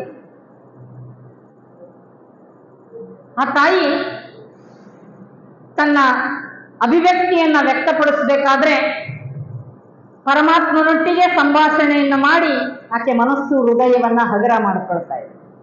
ಅದಕ್ಕೆ ಬಸವಣ್ಣವ್ರು ಎಷ್ಟು ಚೆನ್ನಾಗಿ ಹೇಳಿದ್ರು ಅಂದ್ರೆ, ಅಷ್ಟವಿಧ ಅರ್ಚನೆ ಷೋಡಶೋಪಚಾರವ ಮಾಡುವುದು, ಮಾಡಿದ ಪೂಜೆಯ ನೋಡುವುದು, ಶಿವತತ್ವ ಗೀತವ ಹಾಡುವುದು, ಶಿವನ ಮುಂದೆ ನಲಿದಾಡುವುದು, ಭಕ್ತಿ ಸಂಭಾಷಣೆ ಮಾಡುವುದು, ನಮ್ಮ ಕೂಡಲ ಸಂಗನ ಕೂಡುವುದು. ನಾವೆಷ್ಟು ದಿನ ಪೂಜೆ ಮಾಡ್ಕೊಳ್ತೀವಿ, ಆ ಪೂಜೆ ಮಾಡ್ಕೊಳ್ಳುವಂತ ಸಂದರ್ಭದಲ್ಲಿ ಹೇಗೆ ಪೂಜೆ ಮಾಡ್ಕೋಬೇಕು? ಪೂಜೆ ಮಾಡ್ಕೊಂಡ್ರೆ ಆನಂದ ಆಗ್ಬೇಕು, ಸಂತೋಷ ಆಗ್ಬೇಕು, ಸಂತೃಪ್ತಿ ಆಗ್ಬೇಕು. ಪೂಜೆ ಮಾಡ್ಕೊಂಡ್ಬಿಟ್ರೆ ಪ್ರಸಾದ ಮಾಡಿದಾಗ ಹೇಗೆ ಸಂತೃಪ್ತಿ ಆಗ್ತದೋ ಅಷ್ಟು ಸಂತೃಪ್ತಿ ಆಗ್ಬೇಕು. ಅಕ್ಕ ಹಲವಾರು ರೀತಿಯಾಗಿರುವಂತಹ ಯೋಗ ಸಾಧನೆಯನ್ನ ಮಾಡಿದ್ರು ಅನ್ನುವಂಥದ್ದು. ಈಗೆಲ್ಲಾರು ಹೊರಟ್ರೆ ನೆಂಟರು ಇಷ್ಟರು ಯಾರು ಭಕ್ತರು ಯಾರು ಸಿಗ್ತಾರೆ, ನಮ್ಮನೆ ಬಂದು ಪ್ರಸಾದ ಮಾಡ್ಕೊಂಡು ಹೋಗ್ರಿ, ನಮ್ಮನೆ ಬರ್ರಿ ಪ್ರಸಾದಕ್ಕೆ, ಇಂಥ ಟೈಮಿಗೆ ಬರ್ರಿ ಇಲ್ಲಿ ಸಿಗ್ತೀವಿ ಅಂತ ಎಲ್ಲ ಹೇಳ್ತಾರೆ. ಅಕ್ಕನಿಗೆ ಯಾರು ಸಿಕ್ಕಿದ್ರು? ಯಾರು ನೆಂಟರು ಇಷ್ಟರು ಬಂಧು ಬಳಗ ಯಾರು ಸಿಕ್ಕಿಲ್ಲ. ಆದ್ರೆ ಕೊಡುವಂಥವ್ರು ಇದ್ರ ಇಲ್ಲ. ಅಕ್ಕ ನಾನು ಆಗಾಗ ಚಿಂತನೆ ಮಾಡ್ತಾ ಇರ್ತೀನಿ, ಅಲ್ಲಮ್ಮ ಪ್ರಭುಗಳಿರ್ಬೋದು, ಸಿದ್ದರಾಮೇಶ್ವರರು ಇರ್ಬೋದು, ಹಲವಾರು ರೀತಿಯಾಗಿರುವಂತಹ ಯೋಗಗಳನ್ನ ಮಾಡಿದ್ರು. ಹಠ ಯೋಗ, ಲಯ ಯೋಗ, ರಾಜಯೋಗ ಅನ್ನೋದು. ನನಗೆ ಒಬ್ಬ ಗುರುಗಳು ಪರಿಚಯ ಮಾಡಿ ಸಿಕ್ಕಾಗ ಅವ್ರು ಹೇಳ್ತಾ ಇದ್ರು, ತಾಯಿ ನಾನೊಂದು ಯೋಗ ಮಾಡಿದ್ದೀನಿ, ಅದನ್ನು ನೀನು ಪ್ರಯತ್ನ ಪಡು ನೋಡೋಣ ಅಂತ ಹೇಳ್ತಾ ಇದ್ರು. ಏನು ಯೋಗ ಬುದ್ಧಿ ಅಂತ ನಾನು ಕೇಳಿದೆ. ಹಸಿವನ್ನ ಇಂಗಿಸುವಂತ ಯೋಗ ಅಂತ ಅಂದ್ರು ಅವರು. ಹಾಗಾದ್ರೆ ಯಾವುದು ಆ ಹಸಿವನ್ನ ಇಂಗಿಸುವಂತ ಯೋಗ ಬುದ್ಧಿ? ನನಗೂ ಕುತೂಹಲ ಆಯ್ತು, ಕೇಳ್ಬೇಕು ಅಂತೇಳಿ. ಅವ್ರು ಹೇಳ್ತಾ ಇದ್ರು, ಸೂರ್ಯ ಉದಯವಾಗುವಂತ ಸಂದರ್ಭ, ಸೂರ್ಯ ಮುಳುಗುವಂತ ಸಂದರ್ಭದಲ್ಲಿ ನಾಲಿಗೆ ಮತ್ತು ಕಣ್ಣನ್ನ ಎರಡನ್ನು ತೆರೆದು ತದೇಕ ಚಿತ್ತದಿಂದ ನೀನು ನೋಡ್ತಾ ಇದ್ರೆ 6:30 ಸೂರ್ಯ ಉದಯ ಆದರಿಂದ 1 ಗಂಟೆ ತನಕ ಬೇಕಾದ್ರೂ ಕೂಡ ಕಣ್ಣಾಲೆಯನ್ನ ಮಿಟಕಿಸಲಾರದಾಗಿ ಸೂರ್ಯನನ್ನು ದಿಟ್ಟಿಸಿ ನೋಡಬಹುದು.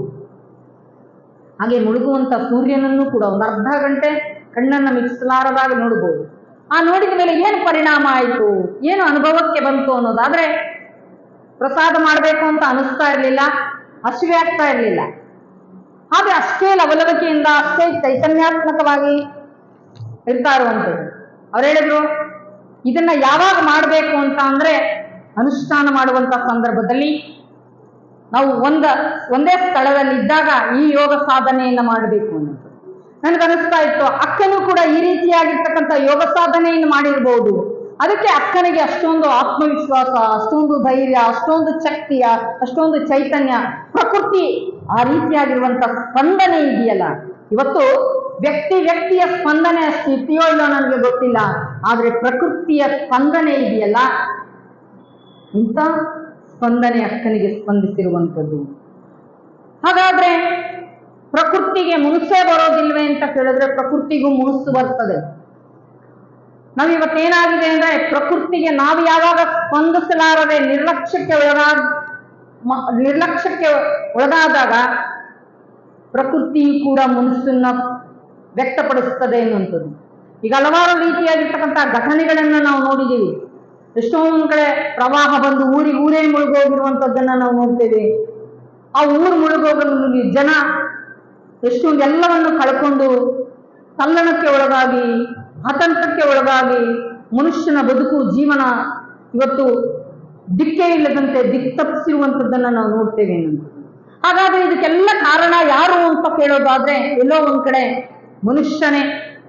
ಇವತ್ತು ನಾವು ಏನ್ ಮಾಡ್ತಾ ಇದ್ದೀವಿ ಅಂದ್ರೆ, ಭೂತಾಯಿಯ ಒಡಲಿಗೆ ವಿಷವನ್ನ ಉಣಿಸ್ತಾ ಇದ್ದೇವೆ ಎನ್ನುವಂಥದ್ದು.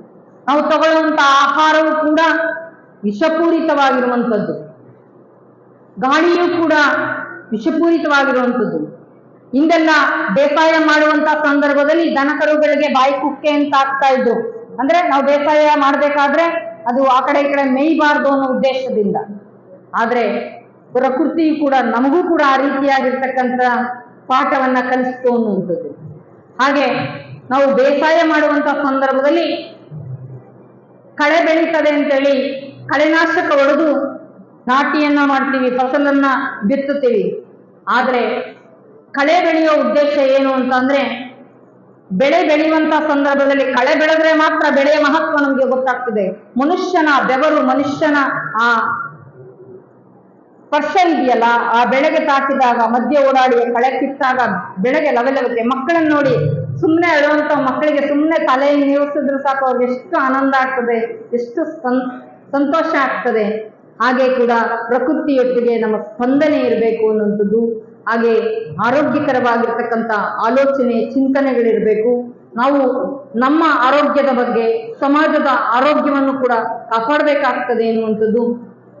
ಭಗವಂತ ಎಲ್ಲಿದ್ದಾನೆ ಅಂತ ಅಂದ್ರೆ ಹೊರಗೆಲ್ಲೂ ಹುಡುಕುವಂತ ಅವಶ್ಯಕತೆ ಇಲ್ಲ, ನನ್ನೊಳಗೆ ಇದ್ದಾನೆ ಎನ್ನುವಂಥದ್ದು. ಆ ನನ್ನೊಳಗಿರುವಂತ ಭಗವಂತನನ್ನ ಹೇಗೆ ಕಾಣಬೇಕು, ಹೇಗೆ ಮಾತಾಡಬೇಕು, ಹೇಗೆ ನೋಡ್ಬೇಕು ಅನ್ನುವಂಥದ್ದನ್ನ ನಾವು ಮುಂದೆ ನೋಡ್ತಾ ಹೋಗೋಣ ಅನ್ನುವಂತ ವಿಚಾರವನ್ನೇ ಇಲ್ಲಿ ವ್ಯಕ್ತಪಡಿಸ್ತಾ, ಇಂದು ನಾವೆಲ್ಲರೂ ಕೂಡ ಶ್ರಾವಣ ಮಾಸದ ನಿಮಿತ್ತವಾಗಿ ನಾವೆಲ್ಲರೂ ಕೂಡ ಸೇರಿದ್ದೀವಿ. ಎಲ್ಲೋ ಒಂದ್ ಕಡೆ ನಮ್ಮದೇ ಆಗಿರುವಂತಹ ಜಂಜಾಟದ ಒತ್ತಡದ ಬದುಕಿನಿಂದ ಸ್ವಲ್ಪ ಹೊತ್ತಾದರೂ ಕೂಡ ಬಂದು ಭಗವಂತನ ನಾಮಸ್ಮರಣೆಯನ್ನ ಮಾಡ್ತಾ ಭಗವಂತನ ಸಚ್ಚಿಂತನೆಯನ್ನ ಆಲಿಸ್ತಾ ನಮ್ಮ ಬದುಕು ಜೀವನವನ್ನ ಸಾರ್ಥಕ ಮಾಡ್ಕೋಬೇಕು ಅಂತ ಸಾರ್ಥಕತೆಯ ಬದುಕನ್ನ ಬದುಕಿ 900,000 ವರ್ಷ ಆದರೂ ಕೂಡ ಇತಿಹಾಸದಲ್ಲಿ ಉಳ್ಕೊಂಡಿದ್ದಾರೆ ಇವತ್ತು ಶರಣರು ಅಂದ್ರೆ ಅವ್ರದ್ದು ಎಂಥ ಸಾರ್ಥಕತೆಯ ಬದುಕು ಅನ್ನುವಂಥದ್ದು. ಹಾಗಾದ್ರೆ ಅಂತ ಬದುಕನ್ನ ಎಲ್ಲರೂ ಕೂಡ ಬದುಕೋದಕ್ಕೆ ಸಾಧ್ಯ ಇದೆ ಅನ್ನುವಂಥದ್ದು. ಶರಣರೆಲ್ಲರೂ ಕೂಡ ಲೌಕಿಕ ಬದುಕನ್ನ ಆಧ್ಯಾತ್ಮಿಕತೆಯತ್ತ ಕೊಂಡೊಯ್ದು ಸಾರ್ಥಕತೆಯ ಬದುಕನ್ನ ಬದುಕಿದ್ರು. ಸಂಸಾರದಲ್ಲಿದ್ದು ಸದ್ಗತಿಯನ್ನ ಯಾಕೆ ಕಾಣಬೇಕು ಅನ್ನುವಂಥದ್ದನ್ನ ಬದುಕಿ ತೋರಿಸಿದ್ರು. ಅವರು ಹೇಳ್ತಾ ಹೋಗ್ಲಿಲ್ಲ, ಅವರು ತನ್ನ ಬದುಕಿನುದ್ದಕ್ಕೂ ಕೂಡ ಆಚರಣೆಗೆ ತಂದರು ಅನ್ನುವಂಥದ್ದು. ಅಂತ ಆದರ್ಶದ ಬದುಕು, ನೆಮ್ಮದಿಯ ಬದುಕನ್ನ ಬದುಕಿದಂತ ಶರಣರ ಬದುಕು, ಜೀವನ, ಸಾಧನೆ, ಸಂದೇಶ, ಹಾಗೆ ನಮ್ಮ ಬದುಕಿಗೆ ಏನೆಲ್ಲ ಬೇಕು,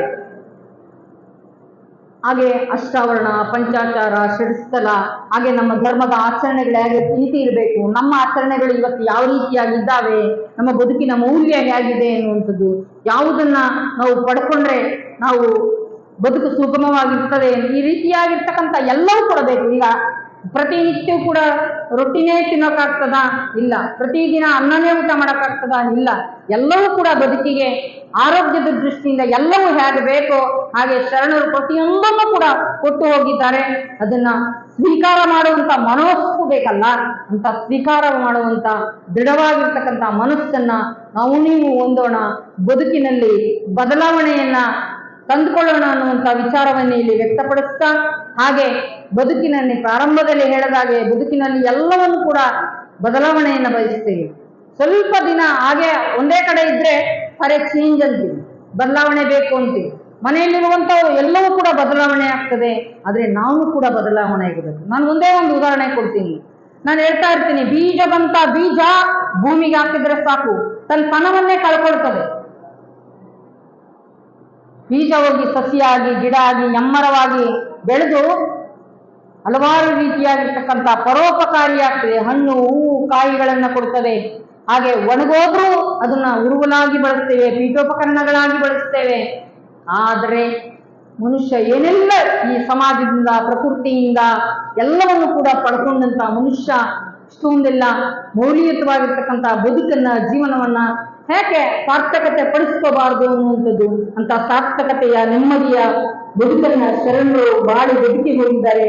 ಅಂತ ಶರಣರ ಆದರ್ಶವನ್ನ ನಮ್ಮ ಬದುಕಿನಲ್ಲೂ ಜೀವನದಲ್ಲೂ ನಾವು ಕೂಡ ಅಳವಡಿಸಿಕೊಂಡು ನಮ್ಮ ಬದುಕು ಜೀವನವನ್ನ ಸಾರ್ಥಕ ಮಾಡಿಕೊಳ್ಳೋಣ ಅನ್ನುವಂಥ ವಿಚಾರವನ್ನ ಇಲ್ಲಿ ವ್ಯಕ್ತಪಡಿಸ್ತಾ, ನಿಮ್ಮೆಲ್ಲರ ಮನೆ ಮತ್ತು ಮನ ಬೆಳಕಾಗ್ಲಿ ಅಂತೇಳಿ ಶುಭವನ್ನ ಹಾರೈಸಿ ಇಲ್ಲಿ ಬಹಳ ಸೊಗಸಾಗಿ ಆಯೋಜನೆಯನ್ನು ಮಾಡಿದ್ದಾರೆ. ಮನುಷ್ಯನಿಗೆ 2 ರೀತಿಯಾಗಿರ್ತಕ್ಕಂಥ ಹಸಿವುಗಳನ್ನ ನಾವು ಕಾಣ್ತೇವೆ. ಒಂದು ಹೊಟ್ಟೆಯ ಹಸಿವು, ಒಂದು ನೆತ್ತಿಯ ಹಸಿವು. ಇಲ್ಲೆಲ್ಲರೂ ಕೂಡ ಆಧ್ಯಾತ್ಮಿಕವಾಗಿರ್ತಕ್ಕಂಥ ಹಸಿವು ಉಳ್ಳವರು, ಸಂಸ್ಕಾರವಂತರ ಇದ್ದೀರಾ. ನಿಮ್ಮೆಲ್ಲರ ಬಾಳು ಬದುಕುವುದು ಹಸನಾಗ್ಲಿ, ಸುಂದರವಾಗ್ಲಿ ಅಂತೇಳಿ ಮತ್ತೊಮ್ಮೆ ಮಗದೊಮ್ಮೆ ಆಶಿಸಿ ನಿಮ್ಮೆಲ್ಲರಿಗೂ ಶುಭವಾಗ್ಲಿ, ಒಳಿತಾಗ್ಲಿ ಅಂತೇಳಿ 2 ಮಾತು ಮುಗಿಸ್ತೇನೆ. ತಮ್ಮೆಲ್ಲರಿಗೂ ಭಕ್ತಿಯ ಶರಣು ಶರಣ.